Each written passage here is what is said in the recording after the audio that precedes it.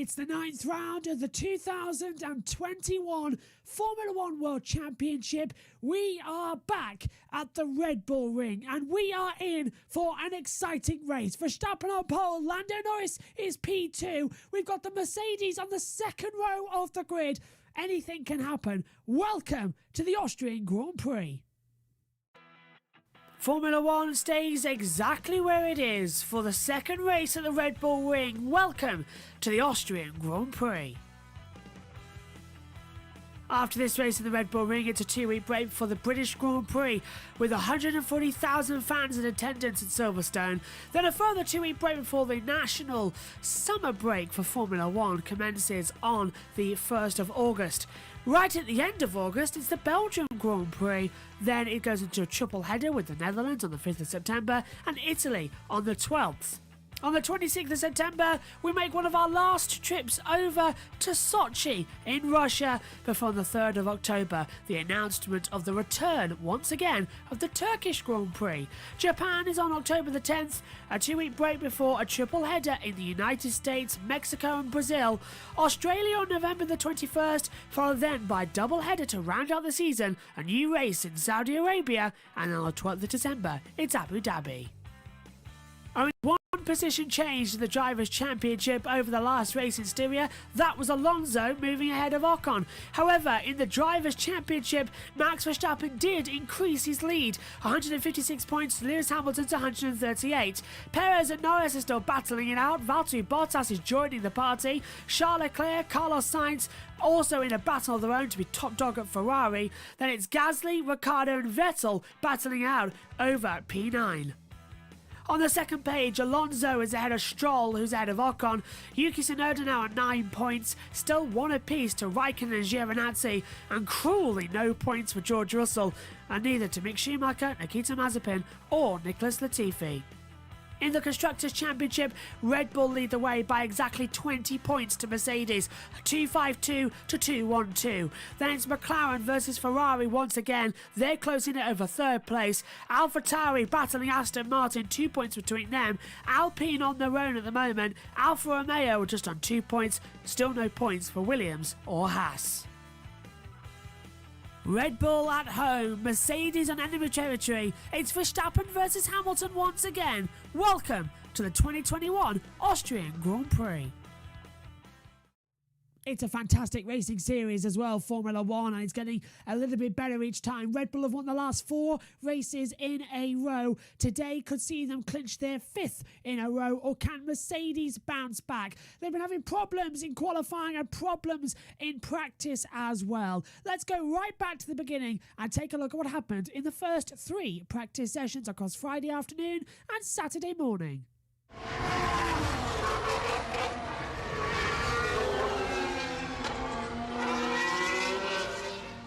Right, let's kick off then, as always, then with free practice number 1. And it went the way of Max Verstappen, fresh off his win 7 days ago at the Red Bull Ring's Styrian Grand Prix. For Red Bull Ring's Austrian Grand Prix, he's back on the bounce. It was a 105.143. He was fastest overall as well. Ferrari showing some interesting pace as well. Charles Leclerc was second with Carlos Sainz in third. Bottas was fourth, and surprisingly, Yuki Tsunoda went into 5th place as well. Seemed to have some strong progress as well. Free practice 1 also served as a testing ground. Pirelli brought their new, even more robust specification of rear tyre here, with a view of running it at the British Grand Prix in 2 weeks' time at Silverstone as well. So they will supply with 2 sets on both FP1 and FP2, and the teams definitely used them. Red Bull began on softs and then switched to the prototypes. Verstappen on the benchmarker, 105.5. He got that down with 25 minutes to go to 105.143. 3/10 back, Leclerc, Sainz as well, and Bottas and Tsunoda. The top 5 separated by 0.3 of a second. As well, further down, Hamilton was 7th late on, a 10th behind Raikkonen, and then in between to Raikkonen 6th, and Perez went P8 as well. But interestingly enough, Perez and Gasly said exactly the same time. Very unusual to see that in Formula 1 these days as well. Lando Norris round out the top 10. Danny Ricciardo finished 12th overall. Alpine and Esteban Ocon slicing in between them. Stroll had a puncture as well, so he got out of it as well, and then also had an accident at turn 6 after spinning 10 minutes in. Then with 30 minutes into the session, he spun again down at turn 10 as well. Vettel was 15th as well. Guan Yu Zhou standing in for Fernando Alonso for this session as well in FP1 as well. Guan Yu Zhou was doing incredibly fast. He was one of the 9 current F2 drivers on the grid, but the current ones were also Callum Ilott, who was back in Formula 1. He was in for Antonio Giovinazzi, who was finished in 16th place. And he was ahead of last year's rival Mick Schumacher for Haas, who was in 17th. Roy Nizani back out for Williams again, in for Nicholas, in for George Russell. He was alongside his teammate Nicholas Latifi, who finished P18 on the field as well. Red Bull strong though in free practice 1. Let's take a look now at the times. Max Verstappen tops the first practice session on a 105.143. Charles Leclerc is P2 on a 105.409. Carlos Sainz goes into third on a 105.431. Valtteri Bottas is P4, 105.445. Yuki Tsunoda is 105.474. Kimi Raikkonen goes P6, 105.586. Lewis Hamilton P7, 105.709. Sergio Perez goes 8th, 105.726. Pierre Gasly P9 on 105.726, again the same time, and Lando Norris rounds out the top 10 on a 105.880. Esteban Ocon is P11 on a 105.980. Danny Ricciardo is 12th on a 106.181. Lance Stroll is 13th on 106.203. Guan Yu Zhou 14th on a 106.414. Sebastian Vettel 15th on 106.444. Callum Ilott is 16th on 106.564.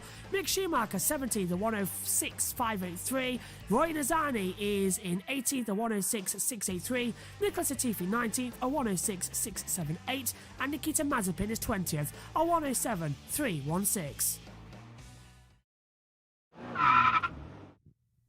In the second practice session, it was Mercedes who managed to get some time back together. Hamilton top on a 104.523, with Valtteri Bottas going into second place. Max Verstappen dropped down to third, Lance Stroll fourth, and Sebastian Vettel fifth. So it's Mercedes, Red Bull, then Aston Martin, and Aston Martin. Very strong performance there, seeing that Aston have finally found some of their pace at this track. They're not languishing outside the top 10. They were, of course, last year's Racing Point team as well. They should be more competitive than this as well.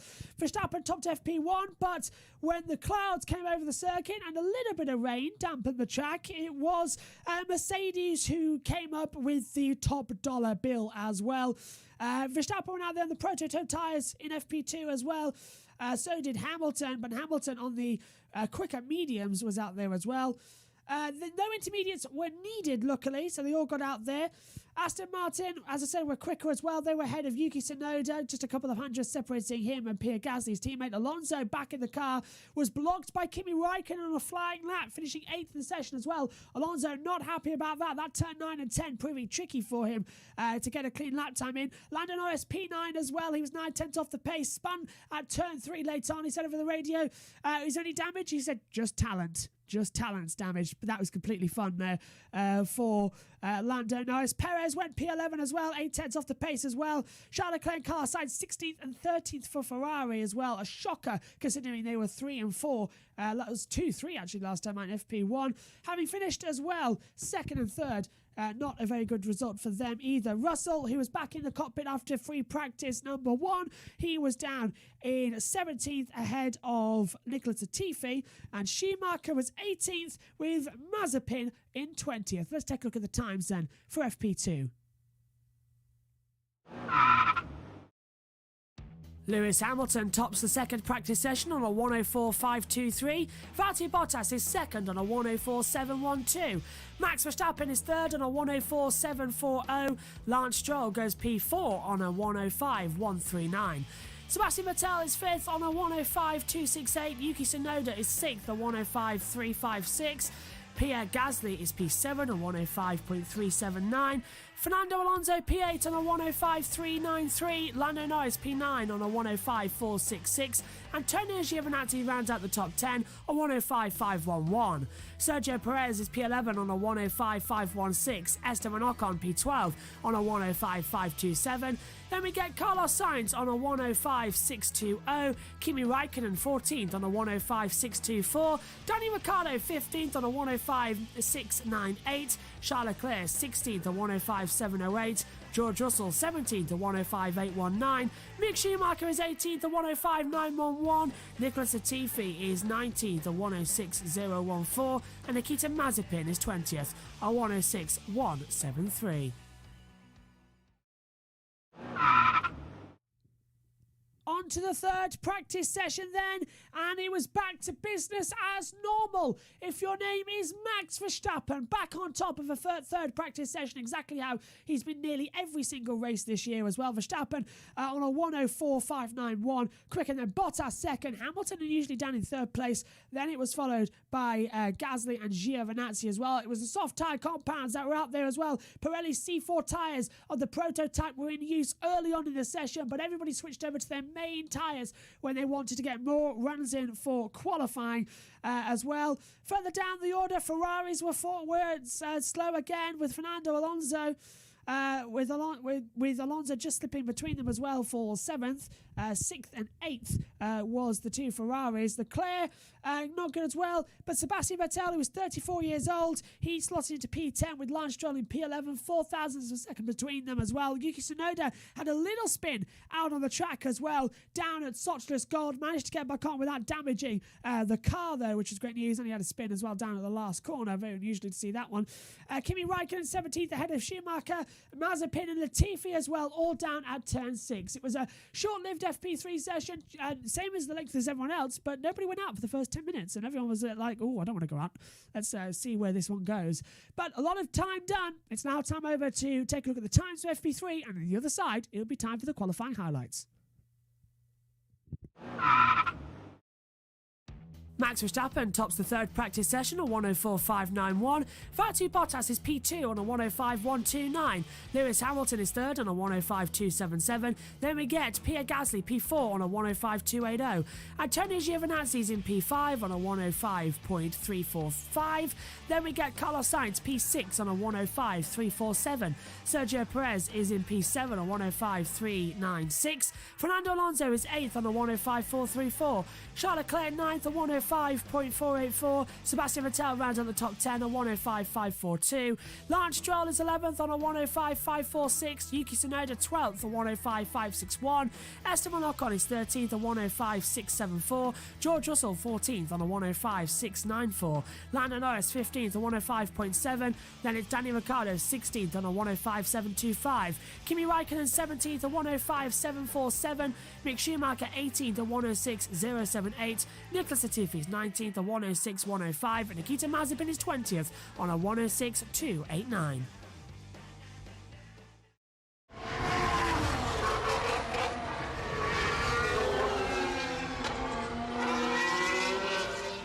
Okay, let's go through the field as we always do and start off with qualifying number 1. And in this session as well, Ocon and Raikkonen surprising everyone being out early on. Ricciardo just scrapes through. The drivers were treated to packed grandstands, 140,000 fans in attendance as well. The first time it's been at full capacity since the 2019 Abu Dhabi Grand Prix. All those months and months and months ago. But Formula 1 have put on 26 races in the space of exactly the last 12 months. A fantastic achievement by then as well. In 365 days as well, the most we've ever had. Not bad at all. Out there as well, Verstappen was out early on as well. He was fending off a strong challenge from Lando Norris. But Alonso was second in the session as a mix of soft and medium tyres with a compound of choice to get you through. At the end of the pack as well, Ocon and Gasly were unfamiliar faces in the drop zone. Aston Martin's Lance Stroll was 15th as well, just on the cusp of being in the drop zone. But Stroll and Gasly were back on top as well. They got through later on in the session, but it was Kimi Raikkonen eliminated, another woe to continue in qualifying. And actually, it's exactly the same 5 drivers who were eliminated last weekend at the Styrian Grand Prix that were eliminated this weekend at the Austrian Grand Prix in a slightly different order. It's Raikkonen, Ocon, Latifi, only Raikkonen and Latifi swapping positions there, Schumacher and Mazepin towards the back of the grid. In qualifying number 2, Russell impressed everybody on the medium compound tyre and getting into, for the first time in a Williams, getting himself into qualifying number 3 here at the Red Bull Ring. A very, very strong performance, and I was going giddy in the commentary box and seeing that as well.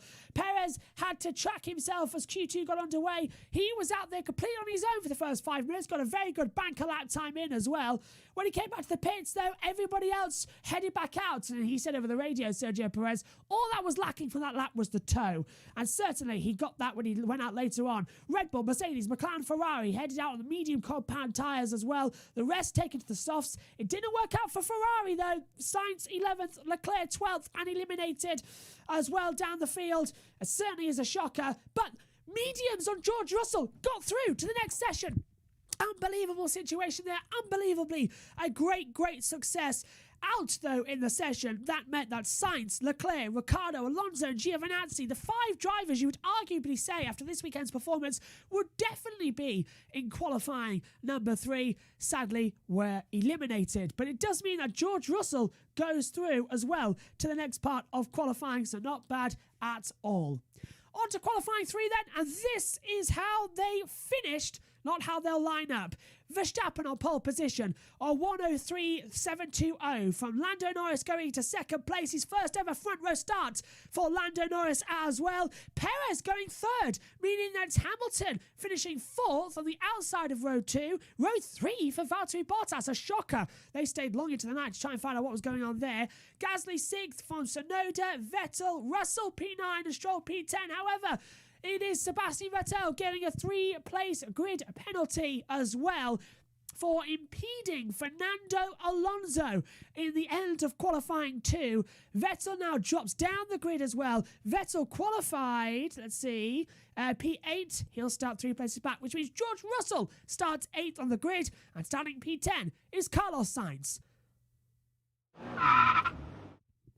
Okay, it's almost time to head up to the commentary box then. Ian Birch alongside me for this race as well, as Megan finally takes a race off after doing 7 weekends in a row now as well. She did the W Series yesterday. But before we do, it's time to go and take a look around the Red Bull Ring with Lap Attack. And on the other side, it'll be time for the 2021 Austrian Grand Prix. Your commentators, myself, Joshua Birch, and Ian Birch. Let's take a look around the Spielberg circuit in Austria, the Red Bull Ring, 2.683 miles, 10 corners. It is a short track and always delivers us with great racing.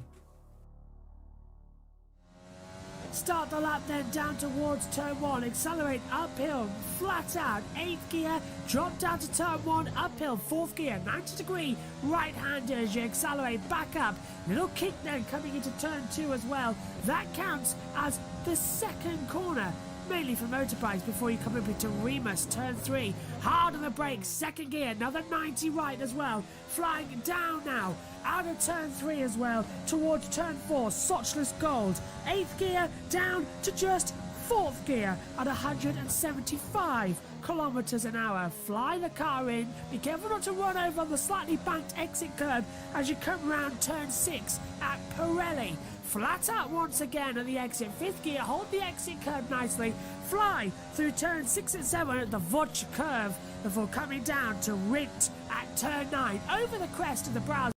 That's and every flying towards turn 7 at the Rindt curve, into turn 10, 5th gear, 200 kilometers an hour, and open up the DRS, and that is a lap of the Red Bull Ring in Austria. It is a fantastic short track and delivers great racing every single year.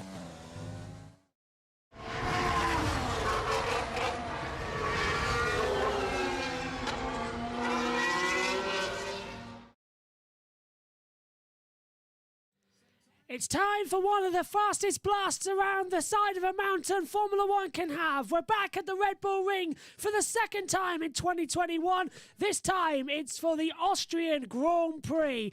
It's the 9th round of the Formula One calendar. We are 1/3 away through this mammoth 23-race calendar.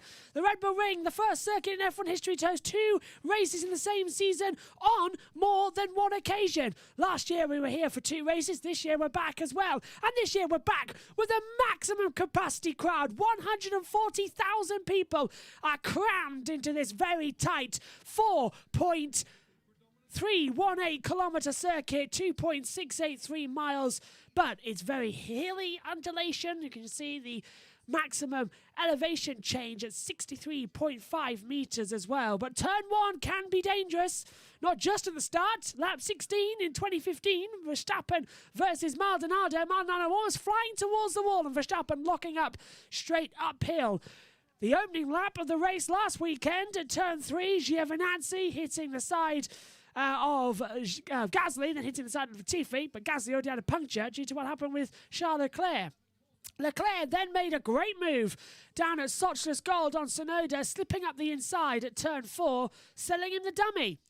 3 tyre compounds to keep your eyes on in this race as well. It is the mediums, which will be the main focus today. They are the C4. The hard compound tyres are C3, and the C5 are the soft compound tyres. Let's take a look then how they line up on the grid then for the Austrian Grand Prix. It is Max Verstappen on pole position for the second weekend running. For the first time in his career though, Lando Norris starts on the front row of the grid. Row 2 sees Sergio Perez alongside Lewis Hamilton. The third row, Valtteri Bottas alongside Pierre Gasly.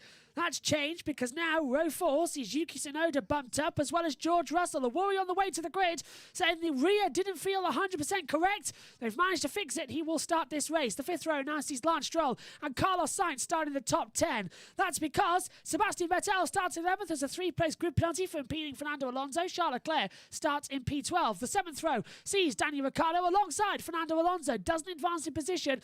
He says, why is that fair? Vettel should have been given 5 places. I would have got my place back. The 8th row, Giovinazzi and Raikkonen, all Alfa Romeo affair.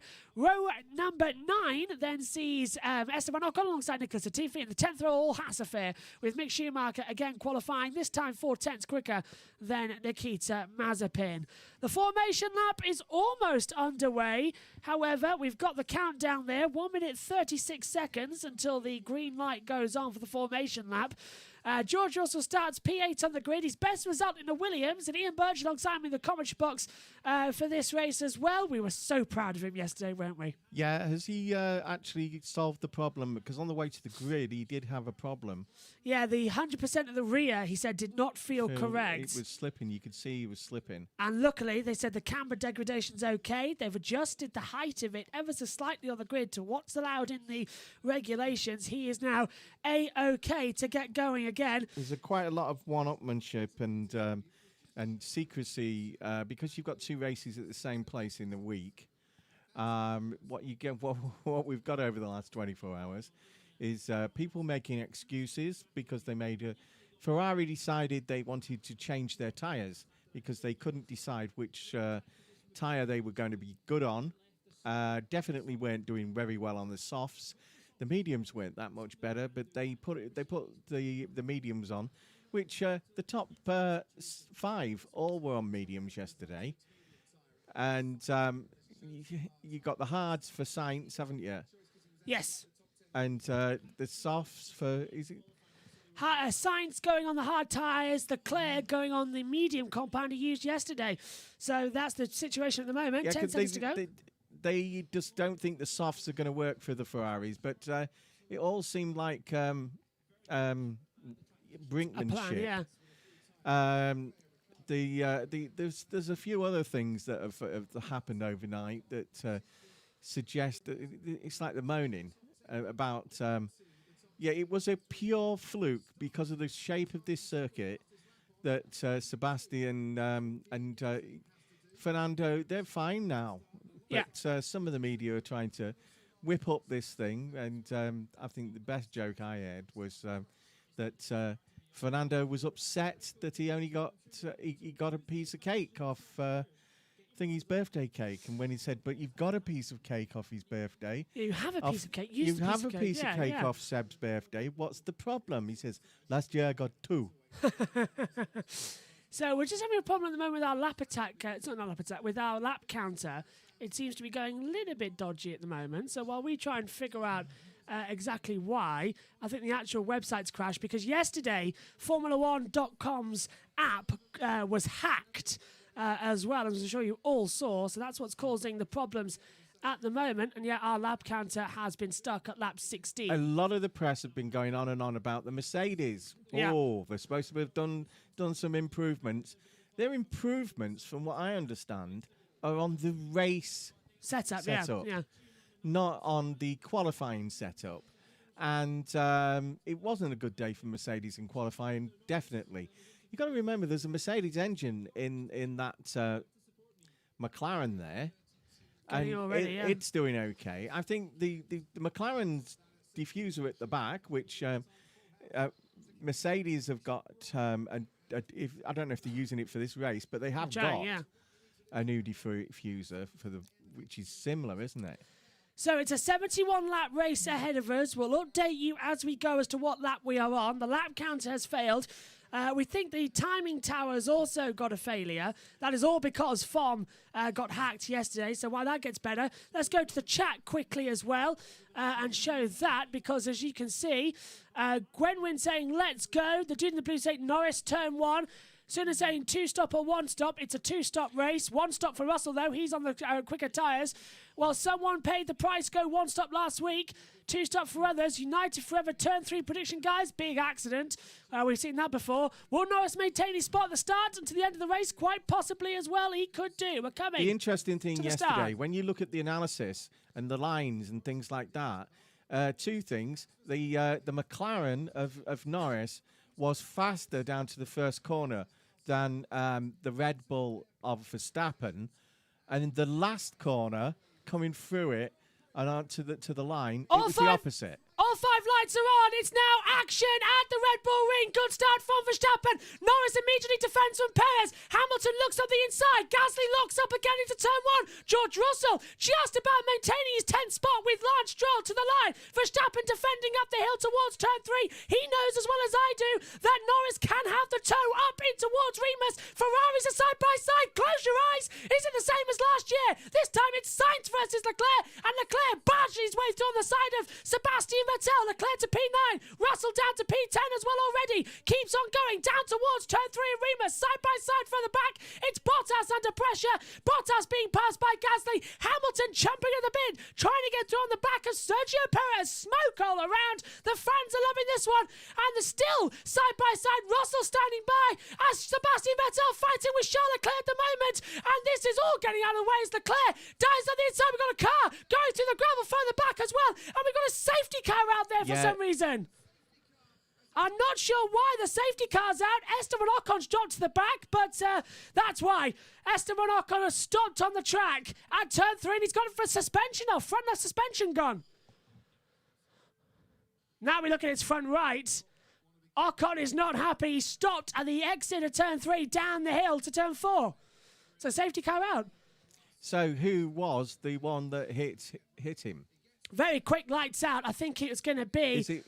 Well, it's one of the Haas's, definitely, isn't it? It's a pinch point between Schumacher and Raikkonen. Yeah, Raikkonen's further back because Giovinazzi's been to 12th. So it was Raikkonen further back in the Alpha, just pinching him with Mick Schumacher. Ocon, 3-1, doesn't go, and there was the contact we were talking about. And for the second race running, there was a rear left incident involving Raikkonen. Yeah, that happened. Yeah, well, yes, Raikkonen was involved last weekend as well as Giovinazzi. So safety car out. Giovinazzi pits, puts on a new set of tyres. 2.2 now, as you can see. And if we take a look at the driver tracker, believe it or not, they're one of the only things working at the moment, as for some reason everything's going wrong at the moment now in terms of graphics. We can see the safety car being deployed on the track, and Verstappen, Norris still out there, and Ocon still in the car as well. He doesn't want to get out of there straight away, does he? He wants to wait as long as possible. And guess what, guys? We've got our lap counter back. It's working again. Fantastic news. So there's your lap counter working and in operations. Oh, it took with a little jolt. This will help the ones who started on a soft tyre because most of the teams were saying last night that the soft tyre, the degradation on it means that they want to get as short a stint as possible on that. So it looks like that's what's going to happen as well. So the safety car will be out for at least another lap or two. Bert Mailander. Let's take a look at it on board now. The lights went out very quick as well. It was a very quick green light procedure. And then I just tapped you when the lights were coming on. And as soon as the lights went out, so very quick lights out. That would not have helped I love the way Hamilton and Bottas's launch. I love the way that Rich Barker looks like he's just... on a Sunday afternoon drive looking out the window because he's in the passenger seat. Let's take another look at it. All 5 lights are on. Quick lights out indeed. He's looking in his rear view mirror. So the quick lights out procedure, the 5th light was only on for a nanosecond. It didn't help Valtteri Bottas. He dropped back. Hamilton had an okay launch, but Red Bull practically used Lando Norris as sort of a defender down towards turn number 1, completely blocked him out sideways. Great start if your name is Pierre Gasly and Yuki Tsunoda. They used that perfectly. You just saw the power of the McLaren on the straight there. Yeah, completely almost he just took off completely. Yeah. Let's take a look at Lando's start. Look, the 5th light was only on for a nanosecond before the lights went out. Norris got a great start, and he did have a go around the outside, but Verstappen defended him. Norris was the quickest starter, 4.6 seconds. Perez, Hamilton, Verstappen, all drawing at 4.7 seconds. And this is Sainz up towards turn 3, and there's contact with Vettel and Leclerc. 12 months ago, they don't learn, do they? It's the same thing that happened at the Grand Prix. As this is George Russell. He's dropped down. No, sorry, this is Nicholas Latifi dropping down. He's in P17 now. But George Russell is down to 12th as the safety car is coming in. The race is going to be restarted now on lap 3. So safety car coming in. We'll get another rolling start. Now, the question of the matter is the 2 Mercedes lining up together as well. Bottas alongside Hamilton. They're going to try and defend their positions. Verstappen likes to take the field to the crunch point as well at the exit. He will literally go to this line before we go green. The green flags are out. The race is back underway. It's up to now Max Verstappen to control this restart. Out of turn 10, he's still warming the tyres as Perez almost hits the back of Lando Norris. That is very silly because now Verstappen hits the gas coming across the line. Norris has to defend from Perez. Hamilton and Bottas going in the toe together up towards turn 1. Perez trying to go around the outside of Norris. Up into turn 1. Perez going to have to go over the rumble strip. Has to rejoin the track. He's now McLaren are going to say that Perez left the track and gained an advantage. Norris holding on second. Oh, look at the McLaren. Sorry, the McLaren having to defend from Hamilton. Bottas trying around the outside. Bottas has gone through on Hamilton. Oh, this is where Hakkinen and Coulthard made contact. And the two Mercedes narrowly touched, but Bottas is ahead of Hamilton. As now Perez tries on Norris. Down to Sochter's Gold. Trying to go around the outside. Norris has the inside line. He can push Perez out if he needs to be. And Perez, like Albon, is now in the gravel trap in the middle of the track. He comes out behind Stroll and Vettel. Yeah, it's lucky he did actually because of the fact that he nearly overtook. He pulled alongside after the safety car restart before the safety car line. Yeah. So he would have had to give that back, and that's what he did. But it's still a no-no that they've been told about over and over again, right? Just because Lando backed up, you have to back up as well. That's the new rule. Perez on the radio.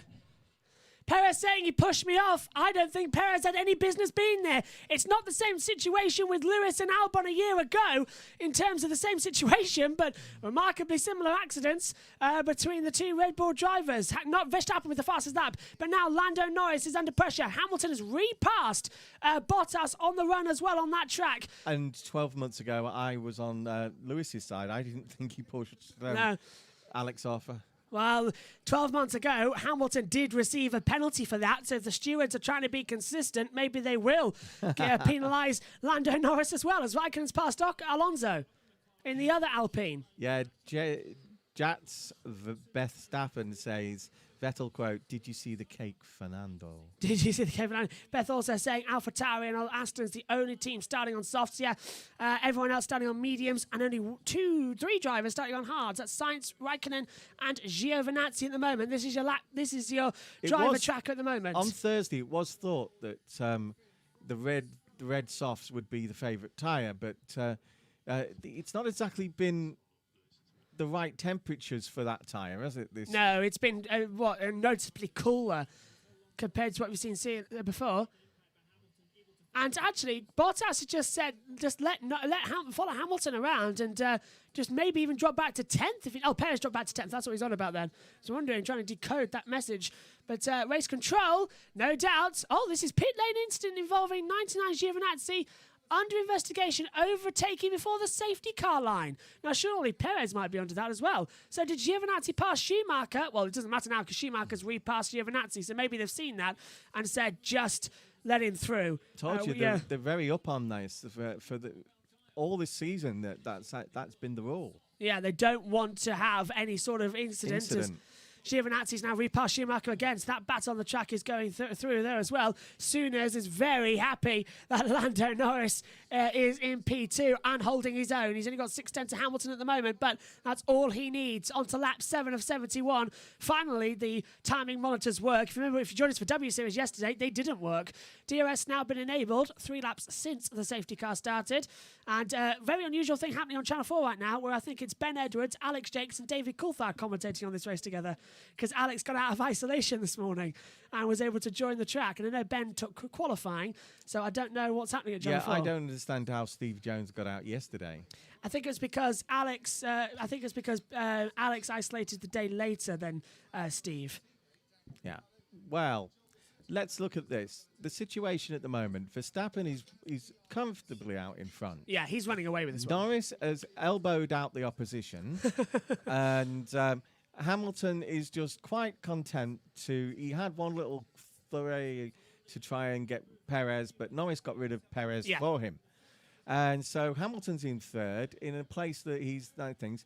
Bottas is getting the slipstream, as is Gasly. Oh, time penalty! Time penalty. Oh, this is Giovinazzi. For that little indiscretion. So overtaking before the safety car. The Alphas will be saying, why have I got that and not the Red Bull? Penalty could be that Perez has already dropped back to P10. I mean, this penalty for Giovinazzi is going to drop into the back of the field anyway. The gap is still in the gap zone there. Verstappen with the fastest lap, a 109.282 on the board. Battle for 7th, where it is right now between Stroll, Vettel, Ricciardo and Perez. Laughably, that Perez unfortunately dropped back as well. But it was such a similar move. If Mark Webber was in the commentary box, I could probably hear him screaming. But I don't think he is this weekend. I haven't seen any Channel 4 coverage. We were busy last night as well with England's 4-0 victory as well. They go through to the semi-finals. So a lot of the British drivers and Sebastian Vettel must be quite happy about that one. Yes, Sebastian decided that if England beat Germany, then he would switch his allegiance to England and Switzerland, and then Switzerland went out, so it's just England now. And it works. Keeps his engineers happy, because his engineers are mostly English. I know. And I tell you what, though, as well, I'm glad he hasn't chosen the Brazilian side for the World Cup, otherwise this certain centre flag that's at the side of the commentary box might get waved a bit more if he sees that again. The touring car drivers certainly loved it as well previously. Definitely Lee Mackenzie and DC weren't that happy that England thrashed someone 4-0. Yeah, they can't. But then again, that you always find in sport, don't you? They couldn't beat Scotland. Yeah, that was the point. That was the point. Yeah. They had the pride that England-Scotland was a draw. Lando's been told over the radio as well that Gasly's doing a 110.4 on his quick laps, and Lando said, I don't care. He doesn't mind what's happening. Let's hear from Christian, actually, for a second. So, Sergio ran out wide, he said. Don't think Christian sounds too disappointed about that one.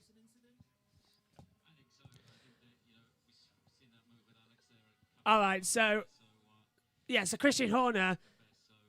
Yeah, Christian Horner's viewing that then very much as a racing incident because of what happened with Alex Albon last year. So he's viewing that as a racing incident that Perez should have backed out of that move. He doesn't actually want to look a hypocrite for what he said last year. Yeah. And at the end of the day, right, his driver was being aggressive, and that is his job, to be aggressive. Anybody who's pussyfooting around should be right at the back. Which is where Nikita Mazepin is. Yeah. At the moment as well, as we've got a yellow out on the track as we hear from Hamilton. Yellow gone now. So very hard to follow, Lewis is saying, to get past Lando Norris, but this might be his great shunt to get through as well, because he's down towards turn 4. Sanchez goes, Lando goes to the inside to defend. Hamilton trying to go around the outside. No, he hasn't got it. Yeah, hasn't even got the alongside, as we've gone green on the track. So whatever that yellow was, it hasn't appeared on any of the timing monitors. Lando knows that this is what Lewis does. He does a few dummy runs before actually making the run that... Yeah, actually matters. You can see the little blue dot it's there. to unnerve the driver in front. Look at this. Verstappen's got a gap now of 4.3 seconds and has just set another fastest lap to a 109.091. As Hamilton and Norris once again getting very, very close together on the circuit. DRS open for Hamilton as well. He's not running up. Ideally, turn 3, which is where Verstappen's coming into now on the red dot on the side. Oh, that's another thing as well. Trying to go through. Hamilton has the DRS again up towards turn number 3. Can he get the advantage? No, I don't think so. Too far back. He's looking for a move on the inside. He remembers what happened with Rosberg. Oh, Hamilton locks up on the front right. Hamilton locking up as well. So he's immediately feeling some form of pressure down there. That's the thing about that particular corner. Lando was talking about this, that if you come in at too steep an angle and you actually come in with slightly aggressive speed there, he actually says that the best way around that corner is to use your accelerator. Yeah. As in, like you start going through it, ease off, and then back onto it almost immediately, just to give yourself a little to keep you straight and narrow, because that right front does leave the ground at that point. Lando is going off the track at turn 1, carrying a lot more speed over the rumble strip. And here, as you see, look, Hamilton breaking offline, locks up, gets on the marbles as well from the Formula 3 race this morning and just sort of slipstream straight on. Beth quickly saying in the chat as well, Perez and Leclerc battle, question mark. It's entirely possible as well, because Leclerc P11 and Perez P10, that's where we'll be watching to try as they both try to make their way through the field as well. Those on the softs are doing really well. Watch out, though, for George Russell. He's going to have a great run late in this race. The one thing I've been talking about and thinking about and hearing about is how different quite a lot of these cars operate under different temperatures. We've got slightly cooler than expected temperatures here at the Red Bull Yeah, track Ring. temperature 34. Last weekend it was 55. 55, yeah. And it is. Look at the few weeks ago. You had 2 poles in a row for the Ferrari. Yeah. And now they can't find a tyre that is suitable for this race. Saying that as well, Lando Norris must have been told is I was surprised there because I heard Paul di Resta go jump. I thought she saw something on the back there. But we just heard Lando Norris over the radio saying, is he quicker than us? And he says, no, their rear tyres are failing quicker than ours are. Just look after your rear left and you should be okay. Bouncing over the curb there at turn 1. Yeah, everybody's going on about the rear left. Oh, there you go. Look in their ears. And, Tsunoda pits. Tsunoda into the pit lane. And under investigation is Norris and Perez. So they have, I don't think they've complained about it, but I think the stewards themselves have said. Now, Christian Horner has said it was a racing incident. He's now gone on TV saying that, and on the world feed. As Tsunoda changes tyres, he puts on a new set of hard compound tyres, a 2.5 second stop. I can't see why they would give a penalty there, but they did to Lewis last year. It's a very tricky circumstance. Last year, it was a situation where Lewis clearly pushed Albon to the absolute limit of where he could be. And this year, I don't think it was the case with Norris and Perez. Just to confirm, I'm driving to Plan A at the moment. Copy that, plenty of space behind. That was between Bottas' engineer. The thing about making complaints for this and saying one thing and then making a complaint about the stewards and things like that is it doesn't always work in your favour. There was an incident in yesterday's IndyCar qualifying where Gasly pits. Our local lad spun. Yes. So he lost his. They complained about that, and he lost his fastest time because he brought the yellow out. So didn't qualify for the next bit, and. Sorry, slow front, right, left on the front there of Pierre Gasly's car. Cost him 3.7 seconds. It just wasn't going on.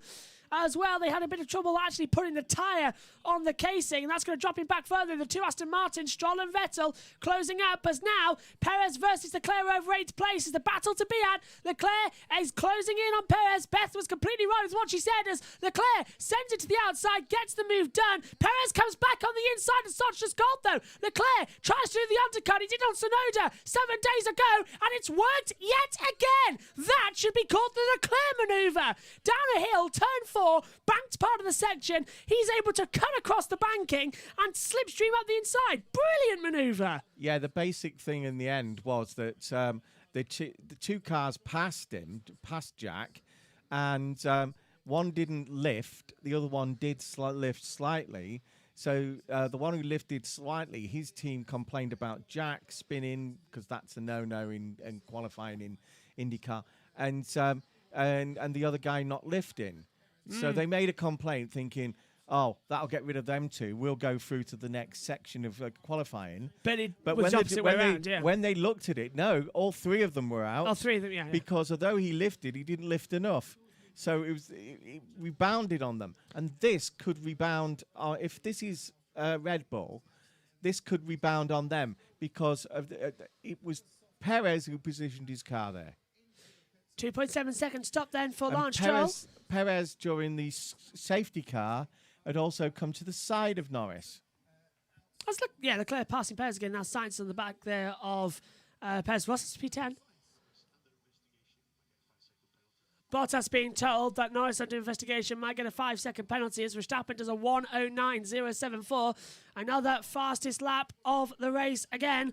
So he's closing in. He's got a 6.9 second lead over Lando Norris now at the moment. Norris and Hamilton, 6/10. As Perez still in the investigation with Norris. I wonder who would get that penalty. They might have made their minds up quickly on that one. So you can be aggressive, which is what I want drivers to be, aggressive, and do aggressive moves, right? And you'll get a penalty for it, though, yeah. And if you defend that aggressive move, you get the penalty. So you might as well just let them through.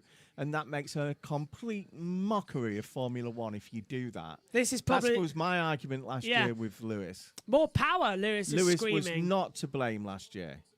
I must admit, looking at it from a different angle, you do think, as right now, Vettel's under attack from Danny Ricciardo.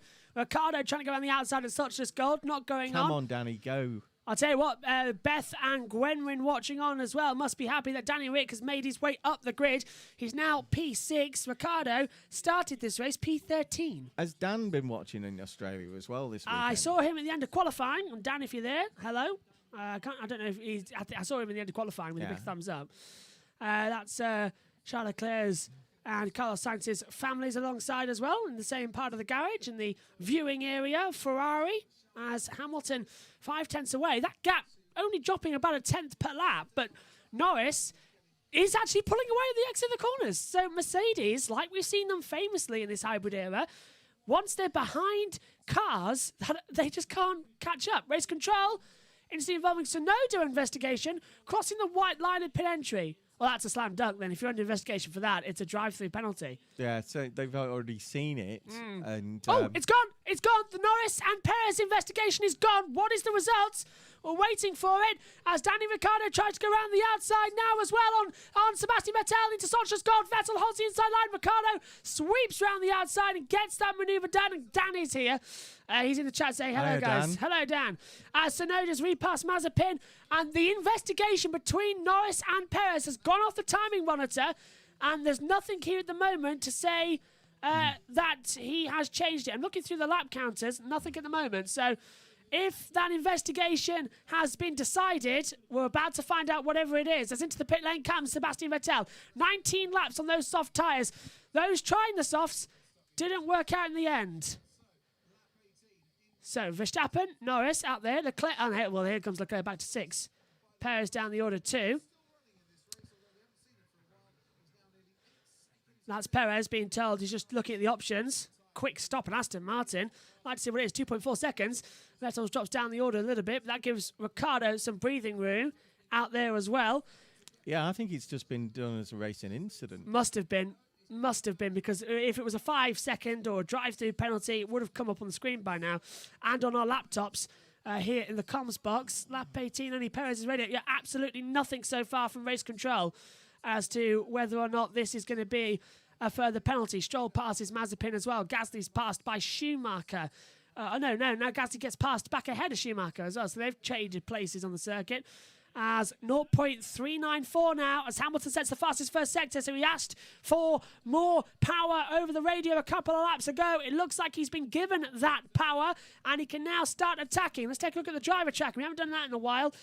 Ricciardo, Leclerc is up there too. And look at this. Hamilton versus Norris closing in with each other. Bottas in the same slipstream. Hamilton having a lot of oversteer at the exit as well. He said as well he's slipping on the rears. You can just hear, I heard it in the team radio in the rears. Down into towards turn 4, he just can't get into the braking zone. According to my monitor, everybody has gone off the softs now. Yes, yeah. Which is what we predicted. That they just weren't working this weekend. No, everyone's now off the C5 tyre compound. Pirelli brought that rubber to think, it will provide some more interesting racing, but everyone's sticking with the C3 and the C4 that they had last weekend that they've got track data on. And, of course, last weekend's mediums is this weekend's hards. So that's why we're going to see a lot of them run onto the hard compound tyre. There was a suggestion by some of the people that is Ferrari's problem this weekend, is that they spent most of the time concentrating on starting on the softs, and then when it came down to it, it wasn't working, and they took too long to decide which of the other two they could actually race on, the hards or the medium. Hamilton's having a go round the outside into turn 2 on Lando Norris. We've got a time penalty. For Lando Norris. It isn't a racing incident according to them. A 5-second time penalty for Lando Norris for forcing another driver off the track as Hamilton dives up the inside and gets ahead of Lando Norris now into turn 4 at Sochler's Gold. So that means Hamilton now clear to go after Verstappen, but Norris, when he comes in for his first pit stop, will have to serve 5 seconds. However, that will still keep him in the top 4 because Danny Ricciardo is 21 seconds behind this lot. Yeah, Danny Ricciardo up into 5th place. That is rubbish. Yeah. Oh, what? Lando's just told us over the radio that Lewis Hamilton's rear brakes are on fire. So is he using that Look, the smoke! And it's, bang! Something sparked over there. The rear brakes of Lewis Hamilton. There was smoke coming out of turn 10 at Red Bull Mobile. And then sparks flew up in the air as well. So there's something. Is Hamilton's rear brakes gone? We saw this back in 2014 here in Austria. When he was coming up to turn 3. He went for the brakes. They locked and spun round. Such a great driver, Lando. Oh, that's Hamilton giving some respect to Lando. That's quite nice to see, isn't it? And it was a respectful move. He didn't bash him off the side of the track or anything. Whatever happened at those rear brakes, the fire seems to be out. There doesn't seem to be any glow at all there now. No, let's take another look. So Lando defends the inside line, races with Hamilton, defends his line in towards turn 3, gets a poor exit. Something. Yeah, there was something sparking there. But Lando just had such a great drive down the hill. But with the DRS... If that wasn't with DRS, Hamilton wouldn't have got ahead there at all because we've seen he's struggling to perform with it, that car in tow. Lando, he can't win it, can he? At the moment, he's a bit like Sebastian, and everything seems to be going wrong for him. Let's just have a quick look as well. Motorsport Broadcasting has tweeted, if Lando Norris is going to be penalised, it would be nice if we could get onboards from both Norris and Perez of the incident shown on the world feed, side by side, so we can actually see both of them, like the stewards would have in their office, a side-by-side view of the accident. I think I'd quite like to look at that. Yeah, what are we going to have? Contactless football? Yes, exactly. VAR. If we're going to have contactless Formula One. Well, I think the stewards were backed into a corner here because... People don't want to watch. They want to see them getting their elbows out. I think they were painted into a corner because if you remember last year... By their own Hamilton got a penalty. Yeah. 5-second penalty confirmed there. Time penalty for Yuki Tsunoda for that just flashed infringement of going over the pit line entry. So that's he's already served his one early stop. Line. He's already served his one stop, so that's going to be an interesting one. And this is Lando Norris. Brilliant! Hey, I ask, we receive. So this is Norris versus Perez, side by side. Perez goes off the track. Was there wheel-to-wheel contact? Brilliant. Here it is. So Perez on the outside. We're on board with him. Norris on the inside. Was there wheel-to-wheel contact? No, there wasn't. There was no contact there at all. And I say Lando gave him enough room. Let's take a look. On the inside, Lando never touched him. Okay, compared to last year, Hamilton, and here's the stewards now, watching on. Derek Warwick is there as well. He is the driver steward. Now, last year, there was clear wheel-to-wheel contact between Hamilton and Perez, between Albon. Also, the G-force of going round that corner Lando could do pushes the nothing. car Yeah. to that side anyway. So this is the difference we've been looking for, and thankfully we've been shown it by F1. Motorsport Broadcasting must have got in contact with someone because I just read his tweet out a couple of moments ago. Now, this is an interesting point. I think in that last year, cast your minds back to the Austrian Grand Prix last year, Hamilton actually made physical contact with Alexander Albon. So much so, Hamilton basically did ram him off the track. There was wheel-to-wheel contact. Right there, there was, we saw it. This year, however, there was no contact. There was no contact between Lando and Perez. Perez was round the outside and he drifted off the track. The stewards have just given Lando Norris a penalty for Sergio Perez sticking around the outside and going off the track. There was zero contact. To explain their laps from yesterday's qualifying, right? And when they get to that corner, they all talk about the G-force that is pushing you over. You push it wide. It pushes you wide. There's another spark there from Danny Rick. Do you see the spark fly there? So the brakes are cooking, aren't they? Well, I think could it be the things underneath? The spark, sparks could that be. Are designed to spark. Well, I'll have to keep an eye on that one, but could be shrapnel getting caught up in the brake ducts and just being spat out as heated up rubber. But I don't. Okay, blue flag out there as well for Mazepin, so he's going to be lapped now by Verstappen. But last year, I agreed with the penalty for Hamilton and Albon. Reluctant.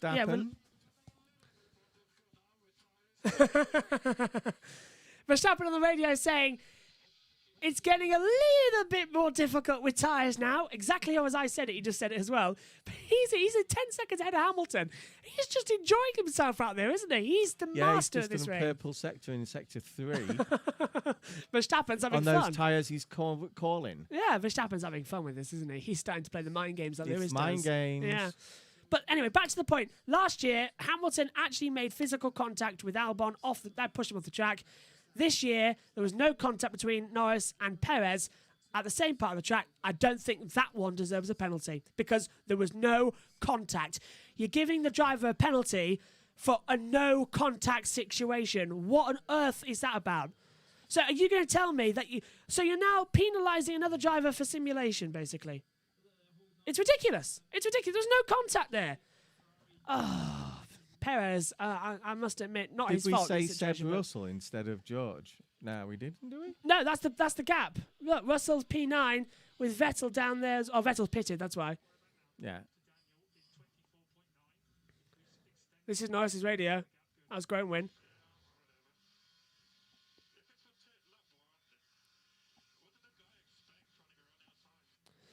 As we see side by side, Latifi. I agree with you, Lando. Latifi passing Gasly to explain to those who didn't hear the team radio. Oh, hang on a minute. Giovinazzi side by side with Tsunoda to explain to those who didn't hear. Lando just said on the radio, if it's for lap 1, what does the guy expect going around the outside when there's no room? I agree. That is my point entirely.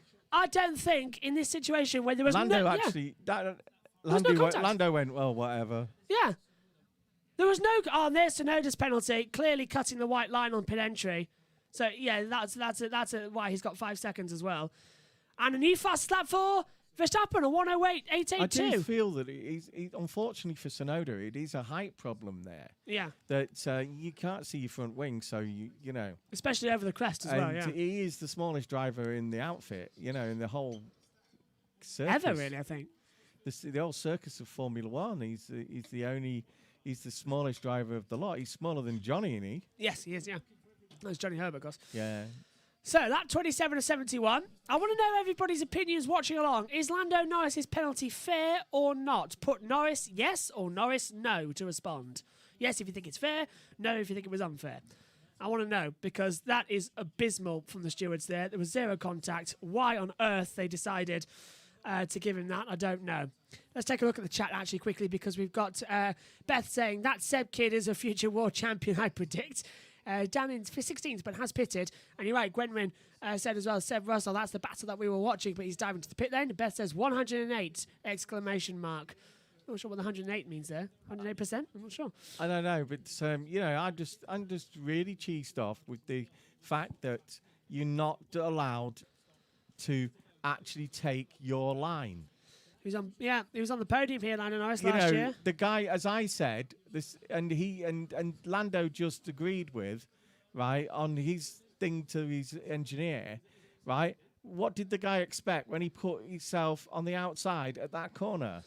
Chris, it's blown up on Twitter, by the way. Chris Maitland, who's a journalist as well, who's at the track, has just said, watching the onboards, I think it's probably just about right that Norris got a penalty for that, to be honest. Shame he's having a great race, but Perez was fully alongside and Norris runs out to the curb. Either that's going to be a contact or Perez goes off. He has said, also, I'm aware this might not be popular because you want hard racing, but hard racing was Norris leaving a car's width and then continuing side by side.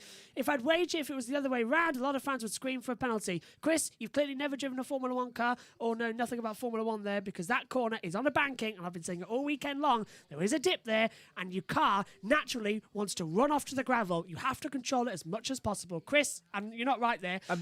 Basically, two of the stewards are ex-Formula 1 drivers. Yeah, who are clearly never driven this track either in this configuration. Derek Warwick last raced in the 1980s. No, 1994, wasn't it? I like Derek, but he can be a bit opinionated on things more than I am. Jack Nicholls, who's commentating live as... Oh, let's hear from Verstappen first of all. Verstappen saying it's getting slowly a bit worse now. And those tyres are 28 laps old, so I can see why he's saying they're starting to get slightly worse. But Jack Nicholls has responded to Chris mid-commentary on BBC Radio 5 Live, and has said, this is absolutely correct, but sometimes you are allowed to force a driver off the track. See Leclerc versus Hamilton at Monza, or Verstappen versus Leclerc in Austria 2 years ago, or Gasly versus Norris in France earlier on this year. The inconsistency of stewarding is ruining and confusing the racing. Or Valtteri and Verstappen, either way round, all last season. Yeah. And Tom Gaymore, and actually I agree with Tom here. Hi, Tom. Yeah, Tom Gaymore, a racing driver and commentator, has also said, as we see Charles Leclerc, all four wheels. Sorry, yeah, Danny Ricciardo kicking up the darks. Ah, there it was. It's the sparks from the underfloor. So Hamilton must have gone off the track at the exit of turn 10. That's dangerous as well. Remember, Ricciardo lost a front wing in Australia 2019 from going off the track there. But yes, Tom, as at the moment, Perez is under attack. He's attacking the back of Leclerc, but he's a bit off there. But Tom Gaymore, who was on the commentary broadcast earlier on in the year at pre-season testing and is watching from at home, ex-driver and F1 commentator, he says that was never a penalty. If you're on the outside and behind, at some point you have to concede. Tom, I agree with you there, 110%. That is ridiculous that they've given a penalty. So it's like Lewis and Seb and the wall in Canada. Yes, yeah. I don't think that should have been a penalty. You said, have you changed your mind on that yet? The fact that Vettel was off the track and couldn't control, so it shouldn't have been a penalty? As Ricciardo dives into the pit lane? No, but I understand why it was a penalty. My argument was that it was a racing incident. Oh, I agree. It was a racing incident. It shouldn't have been a penalty. And also as well, I like that how Danny Ricciardo comes in, changes off the mediums, puts on a new set of hard tyres. That'll easily take him to the end of the race. I like how the two commentators, the two journalists said, oh, that was definitely a penalty. The racing driver, Tom Gaymore, who's also a commentator, says that wasn't a penalty. Whose side am I more likely to take in this matter? Oh, yeah, the racing drivers. I've even heard in my ears Paul di Resta saying that wasn't a penalty, and Karun Chandok when you've turned the faders up. It was not a penalty. So that's going to sting when Leclerc... Oh, and Norris is in now. So, and actually coming in as Bottas. Oh, this is perfect for McLaren. They won't lose out too much. Because look, he's got 5 seconds already to the back of Bottas. So this is okay then. Right, are you ready? Count with me, because in comes Lando now. 1, 2, 3, 4, 5, go! And away they go. Puts on the hard tyres. Bottas is stopped with 3 seconds. I think... And Bottas does get out ahead of Lando Norris, but I think Norris is only going to drop behind Bottas here because I think we got Leclerc and Perez just coming out of turn 1 now. There is is that the Ferrari? Yep, and Norris is out ahead of Leclerc. So now Leclerc can attack or defend and choose the position as Russell pits from P8. So Russell pits. Real chance of points here today for the Williams. So this is looking good. As let's go and take a quick look at the group chat. And it was a 1:08. That's what she was screaming about for Verstappen. Yeah. Having the fastest lap of the race. She absolutely There was right a dot there. I couldn't and see. And you have got your glasses on. It looked like, yes. I was wondering what you're thinking there. Hamilton's coming into the pit lane There this lap. wasn't a dot in the original one. Yeah, that's it, Just yeah. an So it's a 1.08. Yeah, it's Hamilton boxes as well. But Norris, she says no, not a penalty. Hamilton pits then. You can see the green marker coming in. Medium tyres go off. Softs, no, hards go on. 2.2. That's a bit quick, isn't it? I thought there yeah. was wanting what to hold happened it. to the new hold me times for this race. I thought. Oh no, it's Hungary. It's Hungary, yeah, a couple of races time. But I thought Mercedes said it was dangerous to have a stop below 2.5. They've just done 2.2. Mercedes. That's not true. Yeah. What I said was. Yeah, Red Bull can't do it. We can do it. I mean, Mercedes clearly famous for their reliability in the pit stops. I mean, we've only had, a tyre shred this year? Verstappen. And Verstappen's boxing now. Verstappen on the radio saying that Hamilton, Bottas and Norris has all stopped. And now Verstappen comes into the pit lane. Paul di Resta just said as well over the radio, sounding all very calm at Red Bull today. And I can see the point, yeah. Well, as I said... race leader in, lap, pit, you see, race leader pits. I said on lap 12 or 14 that, he's out in front and he's just very calm, very doing his own race.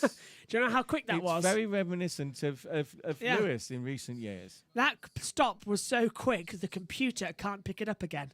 So it was a sub 2 second stop there. And 21 seconds in the stop. He's got 12 seconds to Hamilton. Unbelievable.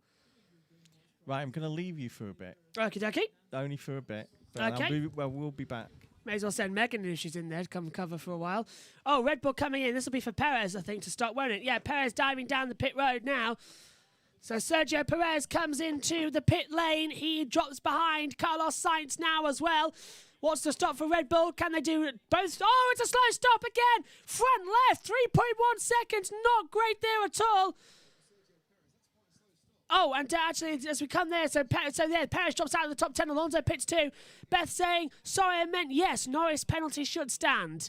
So, okay, I see what you mean here. Yeah. Love to know why. This is what we love about racing as well, the diversity of it all.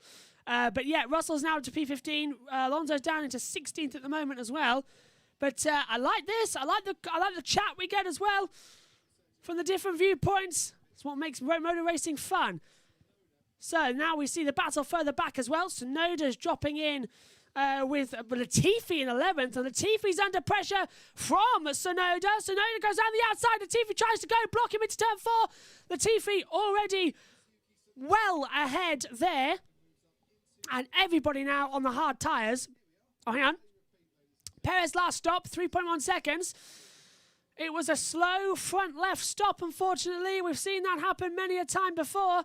I am still here, but I'm just going to duck down while I turn my heater on in the commentary box to the fan setting because it's got quite toasty up here in the comms box as well. Fastest lap to Valtteri Bottas now on a 108.689. So Bottas goes up, and as it stands in the Drivers' Championship, it's Max Verstappen on 181 points, leading this championship.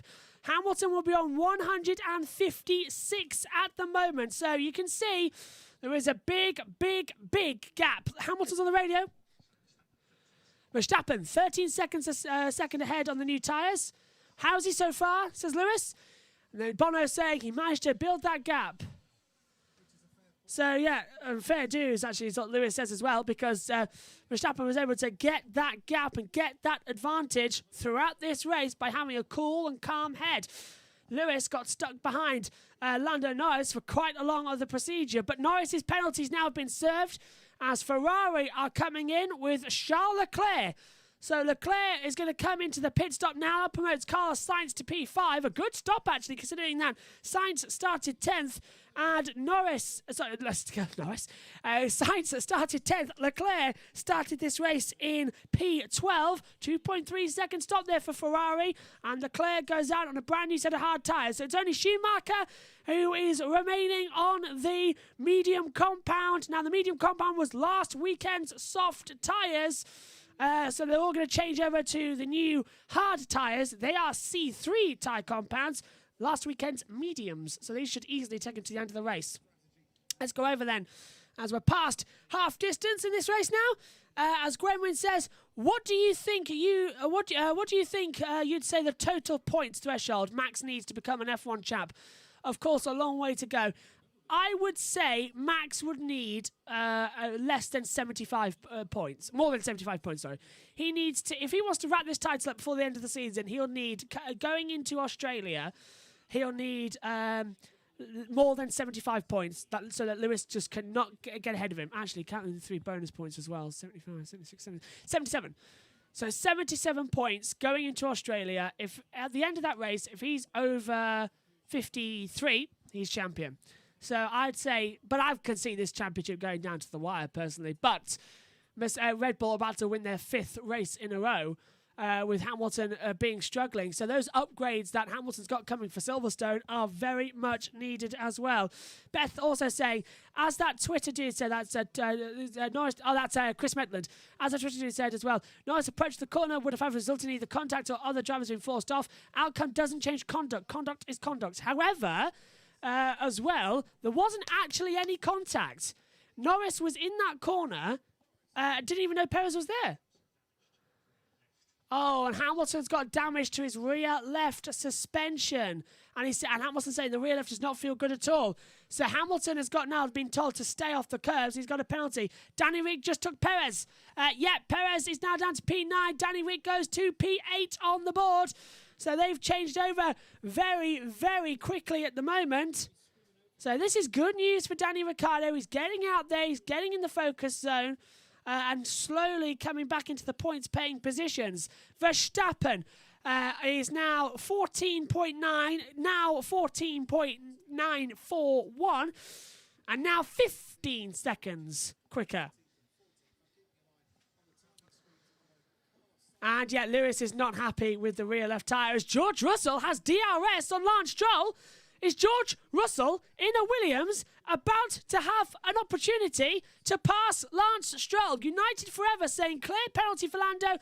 It's not even a discussion in my opinion, but there wasn't any contact. Perez was round the outside. Hang on, Russell's diving up the inside. Russell up the inside of Lance Stroll. Stroll tries to force him into the contact, and through goes George Russell up into 13th place. That Williams just made a move. It's points on the board for the Williams team today. That would be a fantastic one as well. No contact between Lando and Perez. That's what Grid Network says. United Forever says a clear penalty as well. Not even discussion. But there wasn't any contact. Zero contact. Zero wheel contact compared to last year when Hamilton got the penalty for hitting off Albon in the same part of the track. Albon and Hamilton did have contact, but there was no contact there. Doesn't matter if they made contact or not, he was forced off the track. He wasn't forced off the track. Perez was round the outside. He should have backed off. He was not all 4 wheels alongside. He was alongside, but it was in a corner that is an impossible overtaking round the outside. If in that position where at the exit of the corner, if you're side by side, it's impossible to go on that position because the gravel, it's sort of like at an angle. The corner's at an angle like that. So the corner exits there. You exit straight, but as you accelerate, the track dips on itself. So if you've got a car alongside, you are on the racing line. The car on the outside is trying to pass, yes, but it's always going to end in contact. Perez going off the grass and onto the gravel was his own error. Lando was still in that straight position. He was nowhere near the cutoff point yet. Perez was off before that. There was no way with the G-force that Lando would have been experiencing on a banked part of the track that Lando could have got out of the way. That's just my opinion of it, that it wasn't a penalty. You're all welcome to your own, but let's have a look as well. That was Verstappen's race. Wow, great job, Russell. Yeah, this is Verstappen's race. Yeah, great job from Russell there. Yeah, it was clearly off the track, but Lando couldn't have moved quicker to adjust. This is the problem with Slots Gold, which is turn 4. I had a go about a Formula 3 race the other day. You can easily drop it there as well and have an accident. It's very difficult to move there, especially in a Formula 1 car, to make sudden movements to the car in that part of the track. That's why you see Charles Leclerc as well at the back. Charles Leclerc, you saw with his manoeuvre he made on, was it Ricciardo early on in the race? He went deeper into turn 4, and he took a tight inside line with less power and got on the accelerator. So he can get that straight line run. So Leclerc went deep, cut back, so he can get a straight run, whereas Ricciardo was forced onto the curved part of the track. So Ricciardo was slow on the outside, and on the inside, Leclerc was faster. That's what Perez should have done. He should have backed off, got on the inside, but Perez went for that late move. He forced Lando to a part of the track where he wasn't defending, so Perez was already out of concern when he going in. United Forever says stewards. Let's open up the chat actually. Stewards probably have more fortunes then to make the decision than us. Yeah, I tell you what, who we need. We need F1 TV in the stewards' room. Skypad after the race will be interesting to see as well. Beth says, so it's okay for drivers from now on to drive however they want and force other cars off the track, so long as there's no contact. No. If you force another driver off the track, 9 times out of 10 there is contact. This is that rare 1 out of 10 occasion where there was no contact. So this is the question mark. Was it forcing another driver off the track? Was it not? Christian Horner, the Red Bull team principal, even said it was a racing incident earlier on in the race. So if Red Bull didn't think there was a problem, why the stewards got involved, I don't know. We're missing... Oh, now this is on-track battle because now Sergio Perez has just forced Charles Leclerc off the track with contact. Now that is perfectly timed. Leclerc was round the outside, he was level with Perez, and Perez forced him off the track. Now make the defence. Look, Leclerc round the outside. There's that cusp of the zone as well that I was talking about. And Leclerc as well just said he forced off the track. This is it. You're watching on board now. If you're watching along with us, look. Leclerc tries round the outside. Now look, here's the straight line effect and the bubble effect.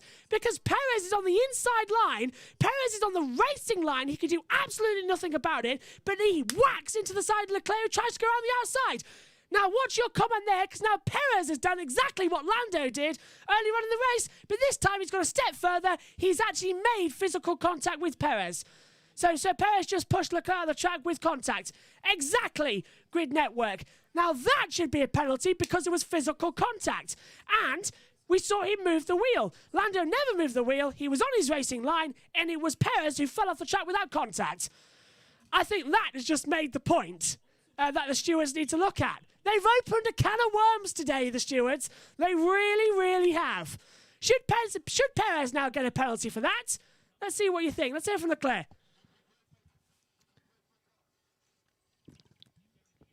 Race control. Turn 4 involving Perez and Leclerc under investigation for forcing another driver off the track.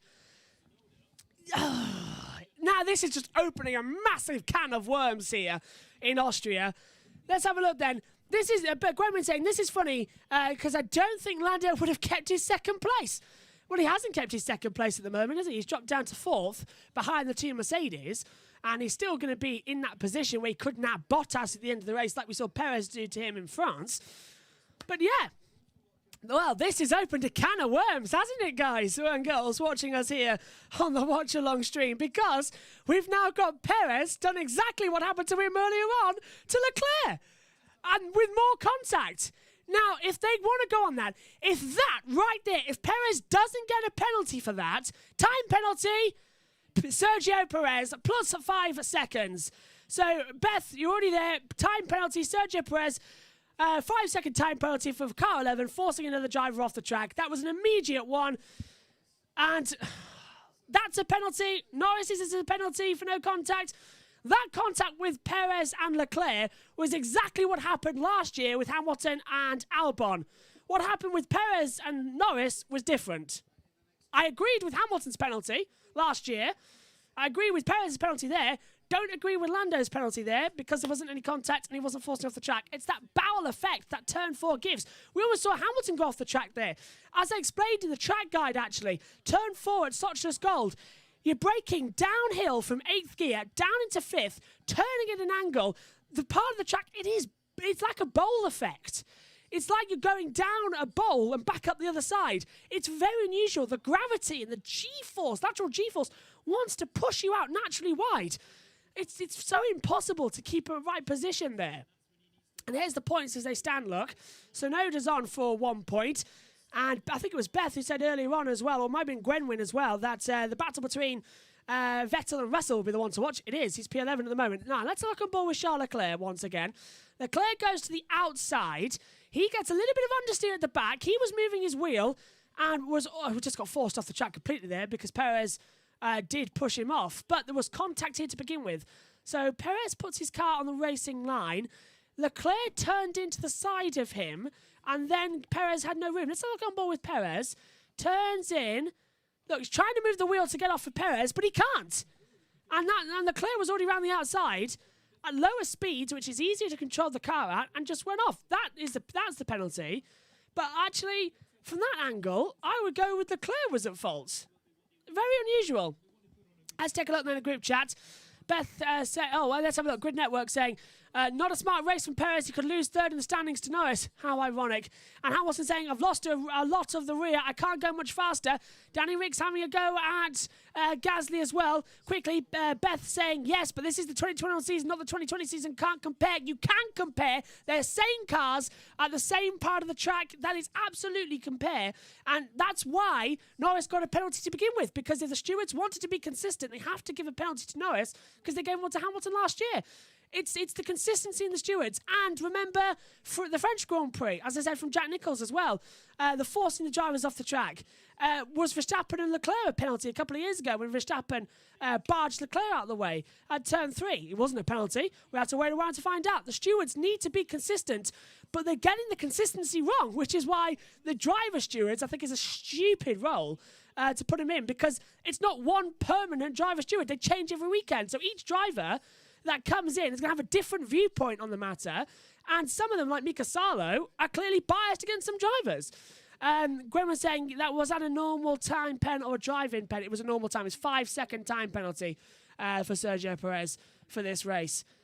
Certainly, though, the Austrian Grand Prix is throwing up a barnstorm, whereas Danny Ricciardo tries to go around the outside at turn 4. Wisely backs out of it, cuts back to the inside, tries to do what Leclerc did to him earlier of getting that cut back. So Gasly just defending the position. Turn 4 is not an opportunity for overtaking, usually on the inside. Very bizarre to see it happening now. Is that 46 or 71? It's also very warm in my commentary box today as well. I think it's the race as well. That's heating up everything. But wow, there's physical sweat coming off me right now as well. That's how hot it is in this box as well. And now Danny Rick's backed off a little bit as well. And Ricciardo's past Gasly because Gasly's in the pit lane. That's why Ricciardo backed off. I was looking at the driver tracker, and it's changed ever so slightly. Here is that driver tracker as Gasly goes down the pit road. Lando Norris now trying to defend from Carlos Sainz and Danny Ricciardo. Is this Perez? This is Perez now attacking Ricciardo as we cut back. Norris and Sainz still 18 seconds between them as on the inside, Perez had a poor exit at turn 3 at remissed, and now trying to go through as well. Not working together, are they, out there? This is what we're interesting to see as well. Let's pick up Danny Rick. Perez now under pressure. Leclerc trying to go around the outside this time now. Gets the cut back and the exit turn 4. That's what he's trying to do. Perez doesn't give him any manoeuvre. Leclerc around the outside in the Pirelli corner. He's doing what Verstappen did to Bottas 2 years ago. And once again, there's contact. Now Perez forces Leclerc off the track of the exit of the Pirelli corner coming into the Vodge curve. These two racing hard. Admittedly, come on, you're impressed about this hard racing. But once again, Perez, already with a 5-second penalty, is battling with Leclerc when really he needs to be battling as, I think, Grid Network said. Yes, he did. He should be battling Lando Norris. Let's take a look at this from on board from the helicopter angle. Leclerc round the outside. Now he's clearly actually ahead before they meet in the middle. And now Perez actually is proving that earlier on that it wasn't Lando going off the track. Perez, mid-corner, Leclerc going round the outside. Let's look in from Leclerc's on board before I make my full judgment. Perez on the inside. Perez squeezes Leclerc, gives him room here, but at the exit, doesn't give him any room. Leclerc runs out of it. Yeah, I really don't care whether they get a penalty or not, says Quenwin. It's running into the situation where Perez is the cause or getting the penalties of everyone today. Give me Perez, Leclerc this whole race, says Quenwin. Yes, they're really battling with each other. Bottas on the radio. Race control. And instant involving cars 11, Perez, and 16, Leclerc noted. So Bottas has just been told, do not overtake Hamilton. He has damage. Norris has just been told, Bottas has said not to overtake Hamilton. This gives us the advantage. So Norris, who is 1.6 seconds behind Bottas and closing in as well on Hamilton, Norris might still get second here. What a fight back that will be. But Perez with another penalty, surely on his way now, because I can't see how the stewards aren't going to give him one there. Race control under investigation. Perez and Leclerc forcing another driver off the track. Now, if they're being consistent, it's another 5-second penalty. Let's take a look at Hamilton at turn 1. Oh, and the brakes didn't even work. Hamilton went straight on at turn 1. No rear braking at all there in that Mercedes. And he went straight on off. So Hamilton with a lot of damage. Hamilton might actually make it to the end of this Grand Prix. Unbelievable. Let's take a look at the chat quickly as well. Beth saying Danny Rick's been putting in best time after as well. Thank you for Perez declared top 4 is dead. Haha, it's about to come alive.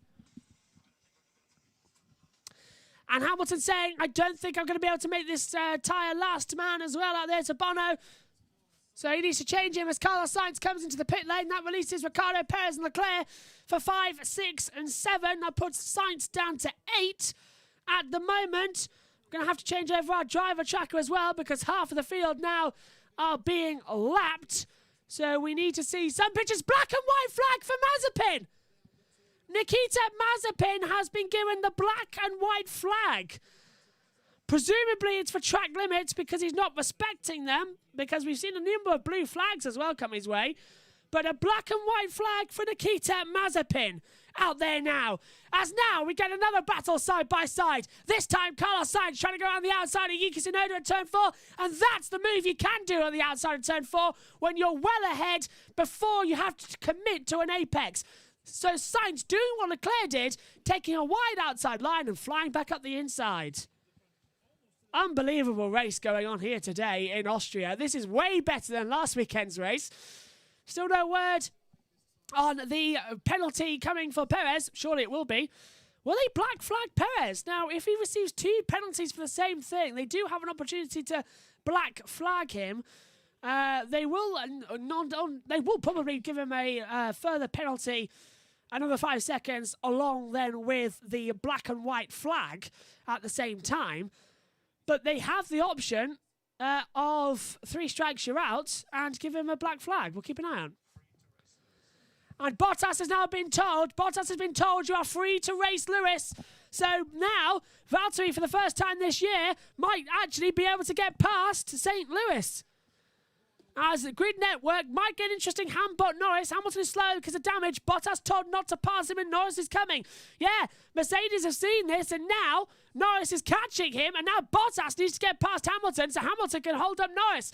McLaren could be on for a 3-4 here today at best.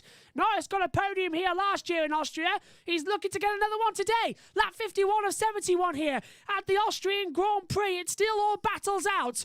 Hamilton now, a 6 tenths back is Bottas. Hamilton with a lot of damage to his car as well.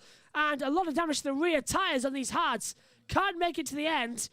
No sign at the moment of any penalties. I've got the timing monitors up in the box as well, to which we will see. And after 51 laps at the moment of this race on the hard compound tyre, Max Verstappen just did a 108.434. Verstappen going faster and faster out there. He's got that gap now to 21.6 seconds. Tell you what, Beth, how excited are you now to see it's a 108 again out there? Let's hear from Bottas. And they're going to invert the cars into turn 1, so Bottas is going to be allowed past Hamilton, but we've just passed turn 1, and it hasn't happened. Hamilton still holding up as Sergio Perez gets a 5-second time penalty, so that gives him 10 seconds in total as Hamilton pulls out the exit of turn number 3, and Valtteri Bottas takes second. Hamilton's racing with him though, but Bottas goes through. Hamilton's still alongside him, and now Bottas goes ahead. So Bottas now goes into second place. Hamilton drops to third. And how long before Lando Norris joins this little party? He's right on the back now, actually. Lap 52 of 71. About to start lap 53, actually, of 71 of the Austrian Grand Prix. Gasly up to 9th. That's because his teammate Yuki Tsunoda's in the pit lane as Sebastian Vettel with the fastest lap of the race now on a 108.420. So 108.420 now. For fastest lap, as now for Vettel just crossing the line. Bottas now takes that away from him with a 108.374. So Bottas a 10th quicker out there. So these hard C3 tyre compounds are going quicker and quicker and quicker. Grid Network, another 5 seconds out there as well. It's right now, side by side, Lando Norris lapping Yuki Tsunoda on the track. So Hamilton is now under pressure from Norris as well. Look at the driver tracker. Top of the hill, turn 3 as well. They're side by side almost. Bottas ahead of Hamilton as well. But Lando's in the tow. Lando's going to try and go through for 3rd place. And Lewis Hamilton down at turn 4. Lando goes to the outside. Hamilton's going to give him no room. Don't do it again. And Norris backs out of it, actually. That's what Perez should have done earlier on in the race. Lando backs out of it, keeps him through, dives on the inside of the Vodka and gets through before the corner. Lando Norris has just sent the UK and McLaren into absolute hysterics. He's ahead onto the podium, and now he can set off after chasing Valtteri Bottas. A second is on the line here for Lando Norris as Lewis Hamilton into the pit lane. So Hamilton's given up on those tyres. So Cabin, he's got 30 seconds to Sergio Perez. He may as well just take it and change tyre, maybe even changing the wing. Let's take a look. Time penalty on the board. Lance Stroll, 5-second time penalty for Lance Stroll. Not sure why just yet. It hasn't come up with a reason. 5-second time penalty, speeding in the pit lane. So Lance Stroll, 5 seconds as well, perfectly in. And let's see, Beth saying Perez deserved it. Consistency. Yep, that's it. That's going to be it. Beth, keep that hashtag consistency for the rest of the year because that is exactly what they've got to do. And she's happy that Norris is back up there as well. Amazing. Can Norris get Bottas? Says Grid Network. Yes. Let's take a look again. Lando diving up the inside of Hamilton into turn 5 and 6. That is the Pirelli corner coming into the Vult curve on the back half of the track. That actually absolutely loves that circuit as well. So yeah, 5-second time penalty for car 18. Lance Stroll speeding in the pit lane. I think I've seen more 5-second penalties given in this race than any other. Let's hear from Norris. So Lando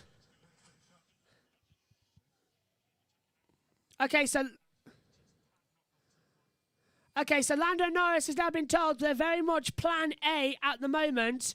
So they're very much plan A, but Lando reporting brake pedal feels long in turn 1. And they've said just take it off a little bit there. So the brake wear is happening, but Lando is still competitive. Race control. And we've got an under investigation. Tsunoda for crossing the pit lane entry again. For the 2nd time today. Another 5-second penalty then. Where's that, Beth? Hashtag consistency. Another penalty as Verstappen with the fastest lap of the race, a 108.174, immediately beaten by Pierre Gasly on a 108.146. Times getting quicker, getting faster out there as well. So we're getting down into the parts of the circuit that we need to. Lap 56 of 71 here in Austria. Gwenwyn saying, that's the driver tracker. Take a quick look at that. Look, Leclerc on the back of Ricardo. There's the battle we're watching now. Perez just ahead. And Gwenwyn saying, driver of the day, Daniel Ricciardo. I agree. Started 13th. He's now into P6 and he's going strong. Hamilton, fastest lap of the race, a 108.126. So Hamilton now coming through. How many 5-second penalties today? 1 for Norris, 2 for Perez, 1 for Stroll, 1 for Tsunoda. And then another one for Snow, 6. I think 6 in total, isn't it? And 5-second time penalty for Yuki Tsunoda crossing the pit lane, crossing the line of pit entry. So another 5 seconds now for Yuki Tsunoda.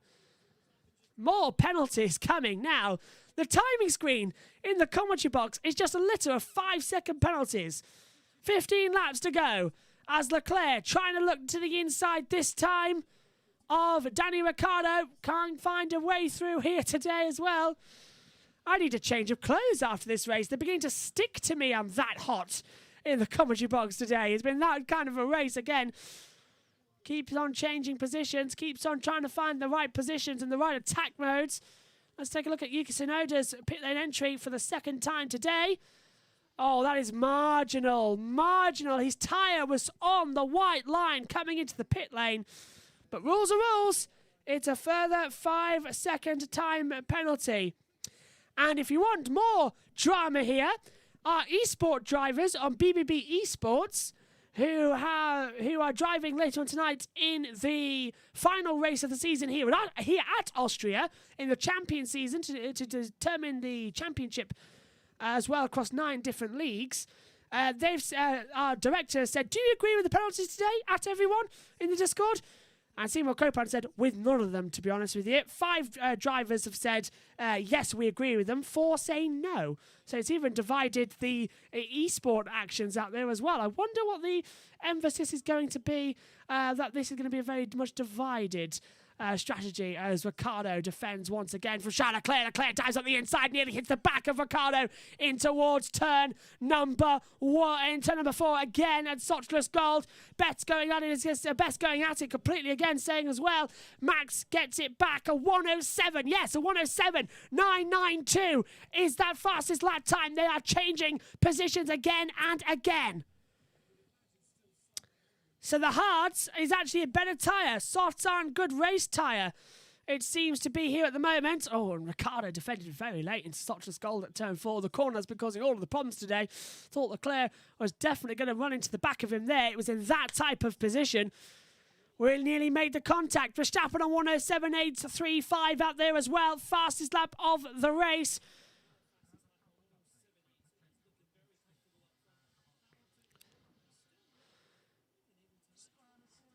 Two seconds. So Max Verstappen has just been asked over the radio, can we have a front wing update for a possible repeat on the hard tyres?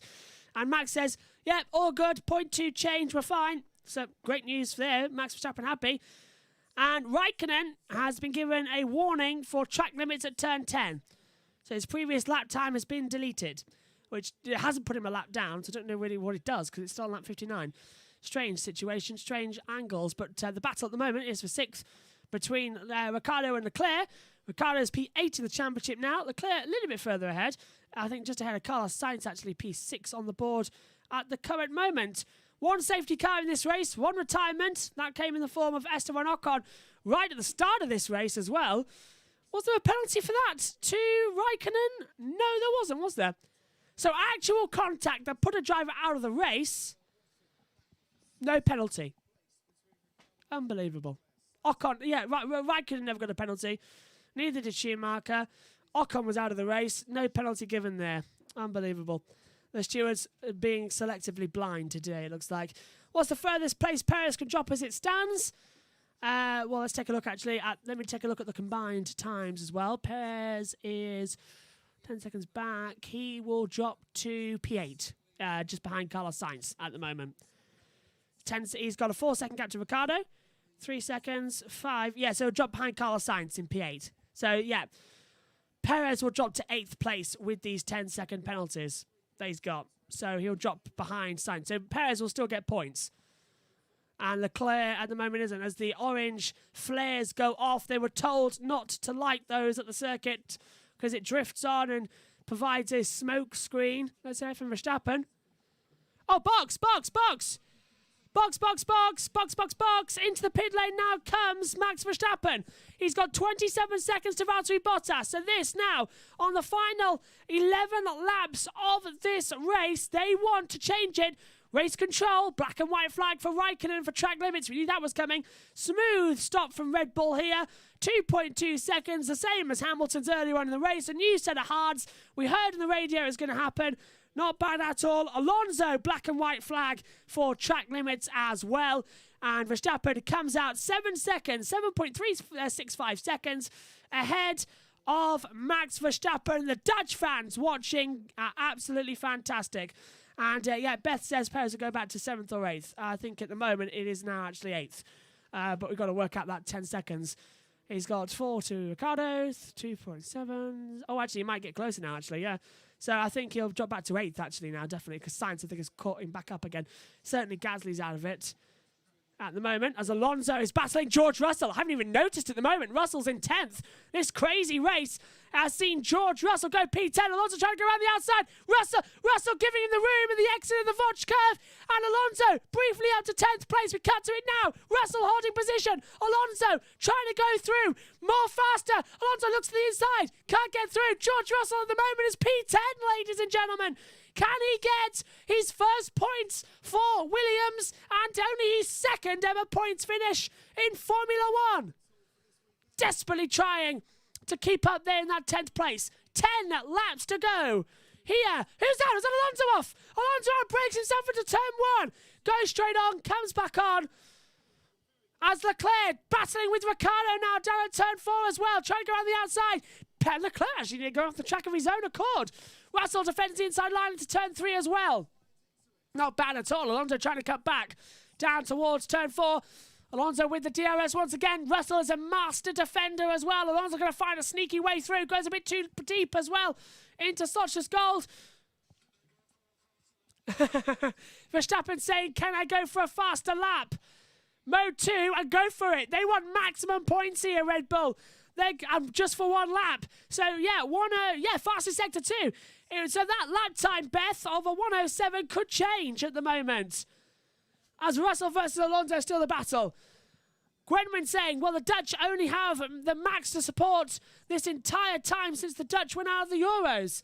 Absolutely. Max could do it. Oh, my goodness me!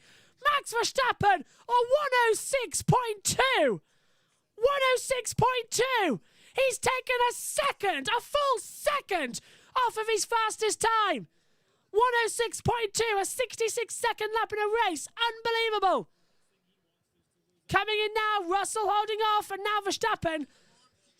Verstappen laps Perez now. So that battle diffused for a while.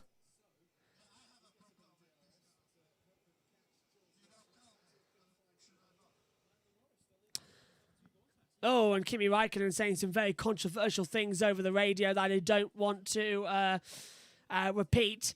And Beth saying a 106, and Gwenwyn saying on hards. Yeah, that is an unbelievable. The C3 tyre compound, last weekend's medium compound, going faster and faster out there at the moment, as now Verstappen laps Russell, and that battle between Russell and Alonso is closing up at the moment. Couple of laps then to go. Ian Birch rejoins the commentary box. No doubt he's been watching from race control as well. A lot of controversies in today's race. A lot of action in terms of what's been happening with these penalties. But now Russell has the DRS as well to defend Alonso, because he's got it up coming up towards Hamilton, to Verstappen as well. Russell's P10. We're all being very scared right now. We're not saying anything just in case. Well, come on, Georgie boy. You can do it. We need to get Williams' first points for George. This could be a new campaign. This would be brilliant. Let's look at this. Alonso locking up down towards turn 4 again. Desperately trying to find right positions. Russell's got the toe at the exit. Alonso's got the pace. Might this is what we want points. 7 or 8 laps, though. Yeah, how long can Russell defend? I mean, he's pretty good, actually, at defending this one. If he can keep Verstappen in front of him, might work out. But a 106 lap time from Verstappen on hard tyres. Everybody's liking that one. A number of 5-second penalties, though. What have you made of Perez's too with hitting off Leclerc? I didn't know they had a penalty. Oh, yeah. Perez hit Leclerc twice and got 2 5-second penalties. He's got 10 seconds worth of penalties now. He's going to drop outside the points at the moment. Oh, really? I did ask what had gone on. Yeah. We've already heard that radio. Verstappen just being told as well to keep up there. Russell's being told to keep calm. He's been told track limits at the front there as well, as we cut to the battle between Ricciardo and Leclerc. That's been during for a while. Yeah, Leclerc tried to go around the outside at turn 4, exactly where Perez went off earlier in the race. Perez made physical contact with him and off the track. And for consistency, Perez got a penalty. Then he did it again at the Vodge curve at the back here and got another penalty. And the chat, everyone I've been speaking to in the chat, in the eSport drivers as well, everybody is very much about 50-50 on this penalty issue of Norris and Perez. Tried to explain it the best I could, but we need a big sky pad and the actual coverage of it, and we can't do that. I'll watch it again on Channel 4. Yeah, we'll find that out, see what they think as well. But 65 of 71 here. Back to come 66 of 71. Actually, Leclerc's dropped back off the back of Ricciardo here. Sainz coming up. Sainz diving on the inside. Sainz overtakes Leclerc. On turn 3, Remus. Leclerc tries to get the cut back. It doesn't work. Sainz goes ahead of Leclerc. They've been battling since lap 1. I do understand, though, that Lewis does have a problem with his rear brakes. Yeah, and he's got damage as well. He's picked up some damage to his floor, so that's why he's dropped back to 4th. Lando is pretty much consistent to stay there with Bottas at the moment, and Verstappen did pit as well for a new set of tyres and did the fastest lap. Yeah, Sainz doesn't actually know if he can get it. So that looks like a team order, actually, so that Sainz can go after Ricciardo. As now we see Alonso trying again. Oh, Russell defends the inside line to turn 4, then tries to cut Alonso off at the exit. Alonso tried to do the undercut, like Leclerc's been doing all day. Closing up, Beth saying Sainz. Yep, absolutely. Sainz going through over to P7. And it's like a whistle-happy ref, this set of, Yeah, these stewards at the moment, yeah. Trying to make a name for themselves rather than actually letting the... don't you think in football that the best refs are the ones that come down hard on the proper dirty tackles and let a lot of the game flow because it's just contact sport? We have had 8 5-second penalties delivered in this race and 3 black and white flags. We've got... Oh, yeah, we've got 3 here, yeah, the checkered flags, yeah. But yeah, Alonso got a black and white flag, Raikkonen and Mazepin all for track limits, and then everyone's getting penalties. Tsunoda's even got a penalty again for crossing the white line of pit entry for a second time today. Cut to the battle then for 10th. Oh, Alonso almost ran into the back of George Russell.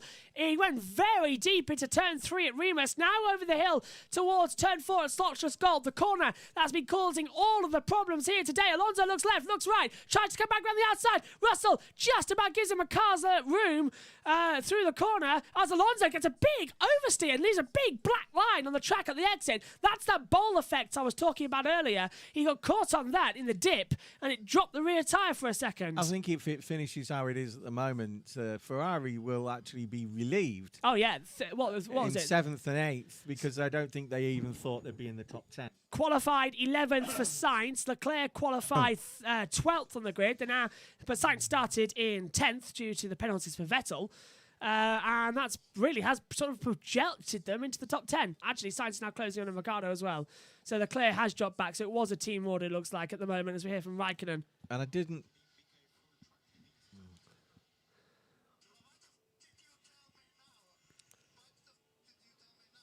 This is Raikkonen on Alonso.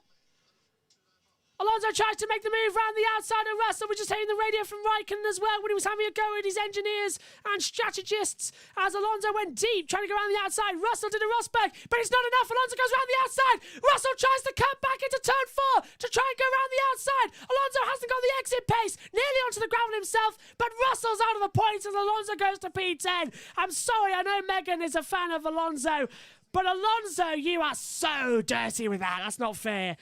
That's so not fair. well, Raikkonen's been angry with his engineers all day. Alpine have got the stronger car there. Just see the encouragement that George is actually putting this car, which is second worst car on the grid, in some good places now, and that's good for the future. All our young drivers are doing well at the moment. Racecraft was unbelievable as well. It's also not me. It's also very muggy and hot in here. You see, it's Happy Monday, says Beth. So it's Monday for her right now. Sleeps. Peeps. Hamilton has been told to keep Perez behind so he drops as many places as possible out there. Yeah, back to you. Well, all I can say is that there is a change in Formula One. We know that. It's a logical step. Yeah. And we're quite happy with the way our youngsters are doing. So Ricciardo and Sainz all 4 wheels off the track. Pair of them. And we're hoping to get Callum Ilott in there as well. Alex was unfortunate losing his drive. Yeah, the Thai British driver, of course, at the moment. Especially when Red Bull admit that it was the way the car was set up. Yeah, and they've given Perez arguably a better car. Gasly is pure proof of that. Race winner, Gasly. Yeah. I mean, he's won this race as well. Jenny Gower said, boo, shame on you, Fernando, with a winky face. And Jenny hasn't had a drink today because Mazepin hasn't spun. Well, he's gone off the track a couple of times with the track limits. But that doesn't count. No. That's a shot, not a drink. Good point, actually. Yeah, so she's probably on tequila. Of lemonade. I was going to say she's on tequila probably. But right now as well, we've seen the battles between Ricciardo and Sainz still closing up. Sainz just can't find a way through at the current moment. And yeah, it is Leclerc P6 in the Drivers' Championship with Sainz 7 and Ricciardo 8. So Ricciardo needs to close up. And Lando Norris... Don't you feel though... Lando Norris can't his engineer.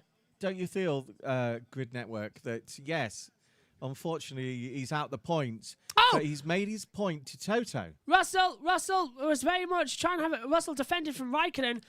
Oh, and Raikkonen so close to a puncture there, nearly lost his front wing to the back tyre of George Russell. Don't you agree that he's made his point to Toto over the last few games, few races? Give me this run, yeah. Give me this drive. Alonso made the move. Russell now out of the points. We are on, though, to the last lap of this Austrian Grand Prix for 2021. Finally, we'll move over to Silverstone with that controversial sprint qualifying next up. But here comes Sainz round the outside of the last lap. Sainz gets through on Ricciardo. Ricciardo, can he do the cutback? No. Sainz goes to P6. Can't get through there. Can't find the manoeuvres. But for Red Bull, it's going to be a 5th victory in a row.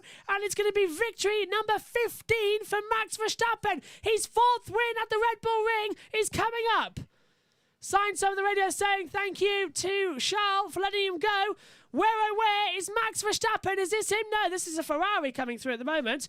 We've got a yellow flag on the track somewhere at the moment. I can't tell where, but there's a yellow. But Max Verstappen it's down at turn 10, 9 and 10. So I wonder where it is. Sector 2.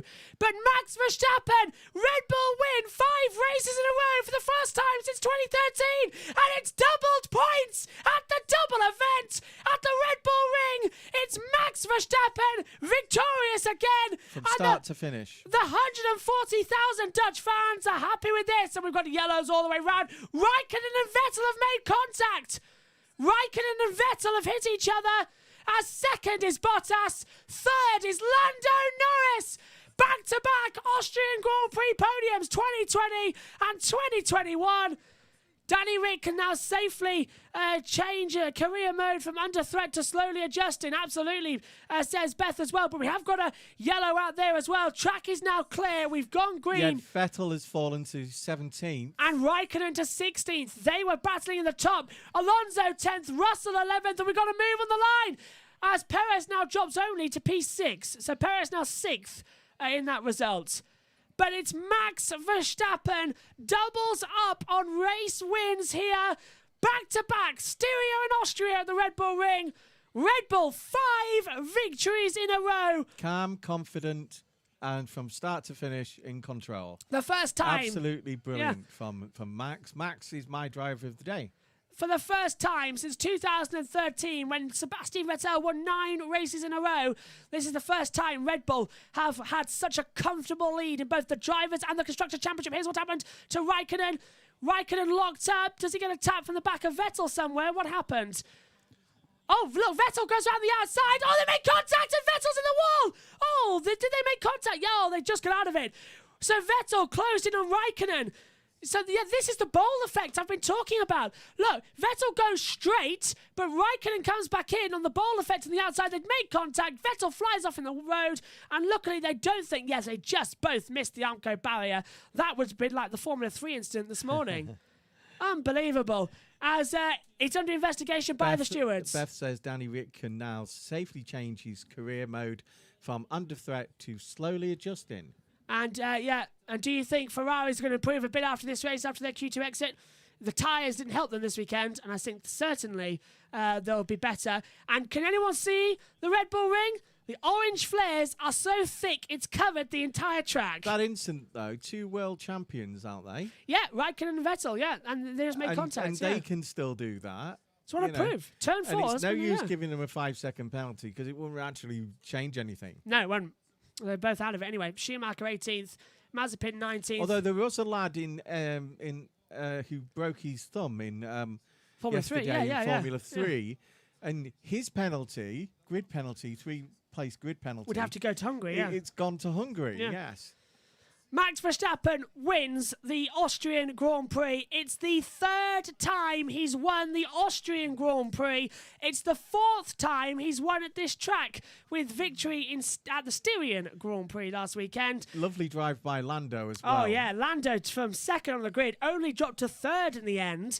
Lando, with a 5-second penalty too. Yeah, that's what I mean. He's got a 5-second penalty and he's still third. And Valtteri Bottas on the podium here today as well. Even better news on the board. And that race took exactly 1 hour 30 minutes, just as I said it would do as well before this race started. If we were putting them on discs, that would have been really nice. That would have been nice, yeah, because it'd been nice for 2 hours, yeah. But now it's 6 hour sticks. 6 hour sticks, yeah, instead of 2 hour reference. discs. Yeah. So going through then, where Beth, was it Beth? Yeah, Beth saying, so where did Perez actually finish? Perez has finished P6 on the board. And driver of the day goes to Lando Norris with 42% of the race. As Gwenwyn has said, maximum dominance for the Red Bull in the Red Bull ring. You would think they've booked the track so that their cars can go a little bit faster than the others, don't you? And they've put sensors in to give them extra horsepower. Well, there were no rumours that at turns 9 and 10, there are actually, like electric magnets. Yeah, jugging everyone off. And every time a Red Bull car goes over, the magnets are turned up just slightly to keep them from going over the lines. And then the opposite for when Lewis and everyone else comes, they just push it up. Back off. So it makes them have their laps disappear. And I think for the first time, stranger than truth. I think for the first time ever, Will Buxton is going to host the post-race interviews. I know he did the qualifying ones, but usually it's a member of Sky doing it. But yeah, Will Buxton will do it. Will. And Turn 5 incident involving Vettel and Raikkonen will be investigated after the race. That's something we'll have to do at Silverstone in 2 weeks. Will used to be the reporter on NBC. And he did a grid talk today as well. He also used to, I don't know if you remember everyone, but he used to be the original commentator on GP3. Yeah. It's also Christian Klein doing it as well. Christian Klein. I haven't seen Red him. Bull driver, yeah. I haven't seen Christian. Used to have really, really nice hair. Used to spend most of his time trying to brush it. Let's go. Beth saying, yes, but is that with or without the 10-second time penalty on Perez? It's with the 10-second time penalty. Yeah. So he's dropped in between Sainz and Ricciardo as a result. But Gremlin says, what? Toto needs to complain about that. And Toto needs to complain about that. Oh, with. I'm not sure what's going on there. Toto needs to complain about that. What? That Perez didn't get... the magnets at turn 9 and 10. Oh, I see, yeah. I got the joke now, yeah. Do you know what I based that on? What? There is a situation at Singapore. Yes, there is, isn't there? Where and the ECU units are affected by the underground railway. Under the bridge, yeah. Near the bridge. Where PK crashed, actually, under that bridge. Because, 14 cars over the past 10 years off? Yeah, just turned off completely. Absolutely zero they can do about it. And also, at the same time, 14 underground trains went at 200 mile an hour. Whoops. Oh, I think we're frozen. And you're back with us here on the broadcast. Sorry if we... Yeah, I think we just dipped out. This isn't frozen because neither of us are... No, we're not in that movie. Disney characters. We did freeze. Apologies for that. Yeah, we're back with us now. I can be a Disney character. Do you want me to be Pluto? It's the Gwenwyn saying about the magnets. Yeah, it was the magnets that just caused our stream to freeze. Like now, look, it's frozen again. Not on a great image, to be fair. Oh, I think we're having an error. Oh, dear. Error. We have an error. And we are back. Our systems are beginning to crash. Error. Please hold the line. We're with us. You're back with us here at the Red Bull Ring. Hopefully still with us. Nothing's glitched. So you cause an error as soon we as... talk about the magnets, Talk about the magnets and I asked if I can do a Disney character. Yeah, off it goes. Mickey Mouse? Don't do Mickey Mouse. Okay, no, don't do Mickey Mouse. That was Michael Mouse. Yeah, seriously, don't. His brother. The amount of copyrights you'll get for doing that. Disney will sue you. Me as well, so don't ever do that as well. I ain't got no money. I bloody do. Don't ever do that. They'll shut this place down as well. The Queen's got all my money. They'd shut all this down massively. Anyway, Disney, who, as you know, owns the world. I remember you. And Red Bull sent out the magnets your way. Yeah, the Red Bull sent the magnets our way. Look, that's why our stream's been going a bit funny. Yeah. It's Spice Boy. Overall, great race, great coverage. Spice Boy has one ear listening to his drivers and one ear listening to us. Just in case I call him Spice Boy. Grid Network says, overall, great race, great coverage, great commentary today, Josh. Thank you. Well, to you as well, when you've been here. I have got shorts on, not lederhosen, Christian. Yes, you've got the shorts on. I think, 2 race wins in a row? Lederhosen's chafe. Ooh. Two races in a row. Simon Lazenby is going to be in those for both the sprint race and Why do you think the Simon's main race. not here this week? Yeah, he knew exactly what's going to happen, didn't he? So Simon, Simon said, I want them 2 weeks off. Tell you what, in his northern accent that he hasn't got. Listen to the crowds for Lando Norris. Well, we know he's brilliant. Tell you what, driver of the day, Michael Masi, says Beth. I remember him. I remember him when he was crying by the side of his Ginetta because he couldn't reach the door to unlock it. Yeah. Actually, as well, Michael Masi isn't actually involved for the stewards' decisions. He reports He won them. races in the Ginetta, sat on 3 cushions. He did actually, didn't he? He had to sit on cushions at one point. Yeah. Some padding because And, he was too small. And tin cans put to his shoes so he could reach the pedals. No, that's Yuki Tsunoda's standpoint in the matter. Yuki. I tell you what, Yuki, though, very unlucky today to have 2 pit entry 5 seconds. He is literally the smallest man in this area of Formula One because I don't think anybody in the paddock is smaller than him. And a certain Channel 4 commentator is running him close. Oh, Alex Jakes, who was back today, actually, yeah. I really want to know what happens with Ben Edwards now. Alex has just spent the last 10 days isolated, yeah. but he could have got out any time he likes by just walking under the door. Yeah, we made that joke in practice. I know. In case you weren't with us for practice, there's another joke. There's another joke. Jokes are needed to be repeated. They always are on my radio show. Driver of the day, Lando Norris. To crossing the line, taking the victory. Taking third. If he was taking the victory, I would have probably exploded a little bit more than I would have. But yeah, Lando to third. Let's confirm the results then. It's Max Verstappen who wins the Austrian Grand Prix from Valtteri Bottas second. Lando Norris is third. Lewis Hamilton fourth. Carlos Sainz fifth with the penalty. Sergio Perez drops to sixth place. Daniel Ricciardo is seventh. Charles Leclerc is eighth. Pierre Gasly ninth. And Fernando Alonso in 10th. George Russell ends this race in 11th. Just 5 seconds off the points. I didn't give my driver of the day to Lando because you've also got to admire, right? I think the world of Lando, and I think he's done fantastic for us today, right? But you've got to admire the fact that Max controlled that race. Yes, absolutely. Yeah. Just like Lewis used to last year. You have to admire that. Let's drop down the other end of the board. George Russell 11th. But Lando has done brilliant for us again. Always gives 100%.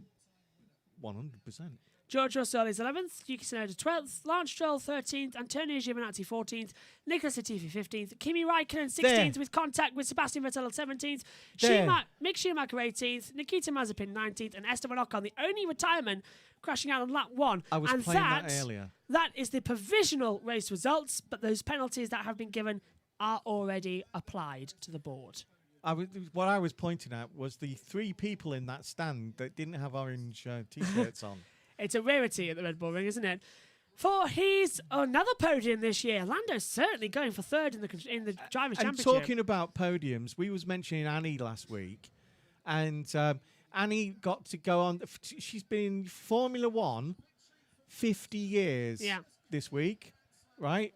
And she got to go on the podium in W Series yesterday. With this, Lando Norris also overtakes Sergio Perez in third in the Constructors. Is Jerry shrinking? And now we will hear the Dutch national anthem. But we have to talk over it due to the rules and things of YouTube. Let's go over Beth saying as well. She's put the bed emoji. She's ready to go to bed. I don't blame you at one bit at all, actually. It is bedtime. But penalties. Hi everyone, welcome to Monday morning in Sydney. The penalties was absolutely horrific today. And for all you night owls who just finished your Formula One, it's now bedtime. Absolutely. Max Verstappen looks on. We thank you all for staying up and listening to our dulcet tones. Max Verstappen, 15 times a Grand Prix winner, 4 times a winner at the Red Bull Ring. 1 for the Styrian Grand Prix, 3 for the Austrian Grand Prix. And for that, Red Bull win at home once again in front of 140,000 fans. They hear the Austrian national anthem. It's a shame it's not the rock edition. That was on pre-race. Pre-race. That was unbelievable. Did anyone catch that as well? People said, is there... Have you ever seen? I think you said. I said it as well. Have you ever seen that? Yeah, ever seen? Yes, Queen did Queen it with did our it, own yeah. national anthem. I can believe it. Yeah, Prince Philip was on drums. Bass guitar was Prince Charles. Liz was on as well. What was she doing? Pianos? Yeah. And we understand Prince William has remonstrated to his daughter she should not take jets to Rome to watch England play on her own. Yeah, even if she's taking her security guard with her. Was that Princess Charlotte last night watching the match? I do was not it? know.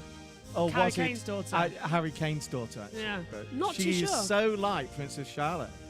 Grid Network saying thank you for broadcasting. Enjoyed listening. And also he says breakfast time here. IndyCar and NASCAR today. Don't we know about IndyCar? I've got to commentate on that in a couple of hours to go out as the highlight show next week. There's the national anthems. Good morning, America. This Sunday, Face the Press is later on, but today we've got news of the Formula One.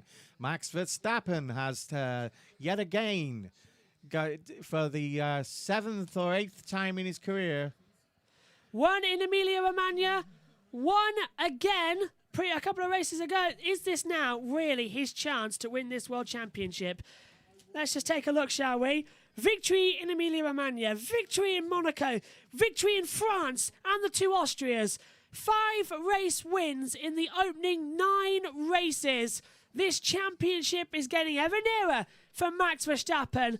Toto Wolff watches on and sees Valtteri Bottas collect his trophy. And Lando Norris, another podium in 2021. A fantastic race today. This one way better than the lacklustre Styrian Grand Prix we had. The traditional Austrian Grand Prix providing us with the great racing we like to see.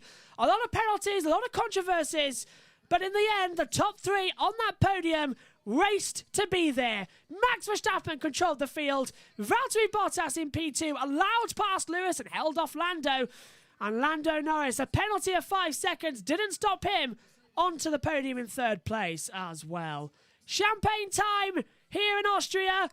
A 2-week break before a whole new format.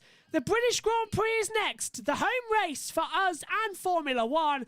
A practice session and a qualifying on the Friday. Another practice and then a whole new sprint qualifying race to determine the grid on Sunday. But that Saturday race does have points. 3 points for a win, 2 points for second, 1 point for third. And if you're wondering why Valtteri isn't smiling, because he's just circulated his details on LinkedIn.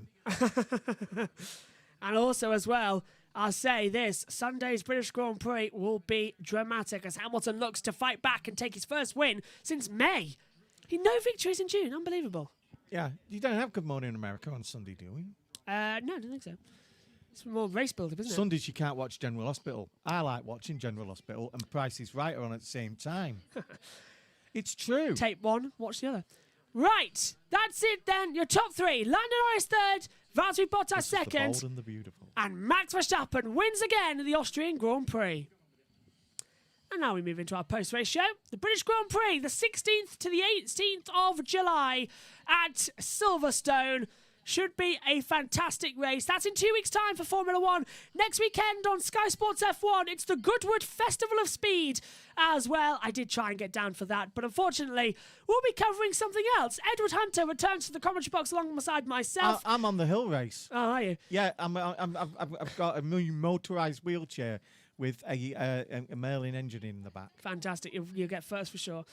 Faster than Nick Heidfeld up there. But Edward Hunter returns to the commentary box next weekend alongside myself for 2 races of Formula E, a double-header in New York City. That's coming your way next weekend. So just one show. Next weekend's easy for me. Yeah, it's over by the docks, isn't it? Yeah, Brooklyn's docks. Brooklyn docks. Yes. The docks in Brooklyn. A fantastic circuit as well as we go in. After that, of course, it's the London race. where we'll have a double header in London at the XL race as well. So your driver of the day, Dad, definitely to Sebastian Vettel? Not Sebastian. Sebastian Vettel? Max Verstappen, I meant. What is it? I only give driver of the day to people who crash off? Well, you gave it to Lando. I thought you were going to give it to Lando. Because it was his birthday. Yeah. I thought you were going to give it to Lando, to be fair. Well, yeah, let's give it to Lando. But yeah, I've got to admire Max is. I'm a Lewis fan, right? And I'm really happy that how confident and how calm and how controlling of the race, Max was today. You've got to admire that. What a race. What a 2 weeks we've had. Austria have been kind with some great racing. Arguably, definitely this weekend was an absolute blast. 2 weeks' time for the British Grand Prix at Silverstone. Can't wait to get going. By the way, Lee McKenzie is getting in a race car for the Channel 4 coverage for the first time in about 20 years. And thank you for reminding me, actually, if you live in the UK, it's the one race of the year that you are allowed to watch live, free to air on Channel 4. That's in 2 weeks' time for the British Grand Prix as well. But join us here for the watch along still because, well, we're going to have some crazy coverage. And Lee will spend the rest of the week at Wimbledon. Absolutely, yeah, for the final. Now all that's left to say is good luck to England in the Euros because the time we ran next will be over. We play Denmark on Wednesday. So, keep your fingers crossed for that. Thanks for coming all to join us this weekend as well. The Austrian Grand Prix concludes. I'll be back in about 45 minutes for the Grand Prix review before IndyCar starts. From us all here, bye for now from Austria.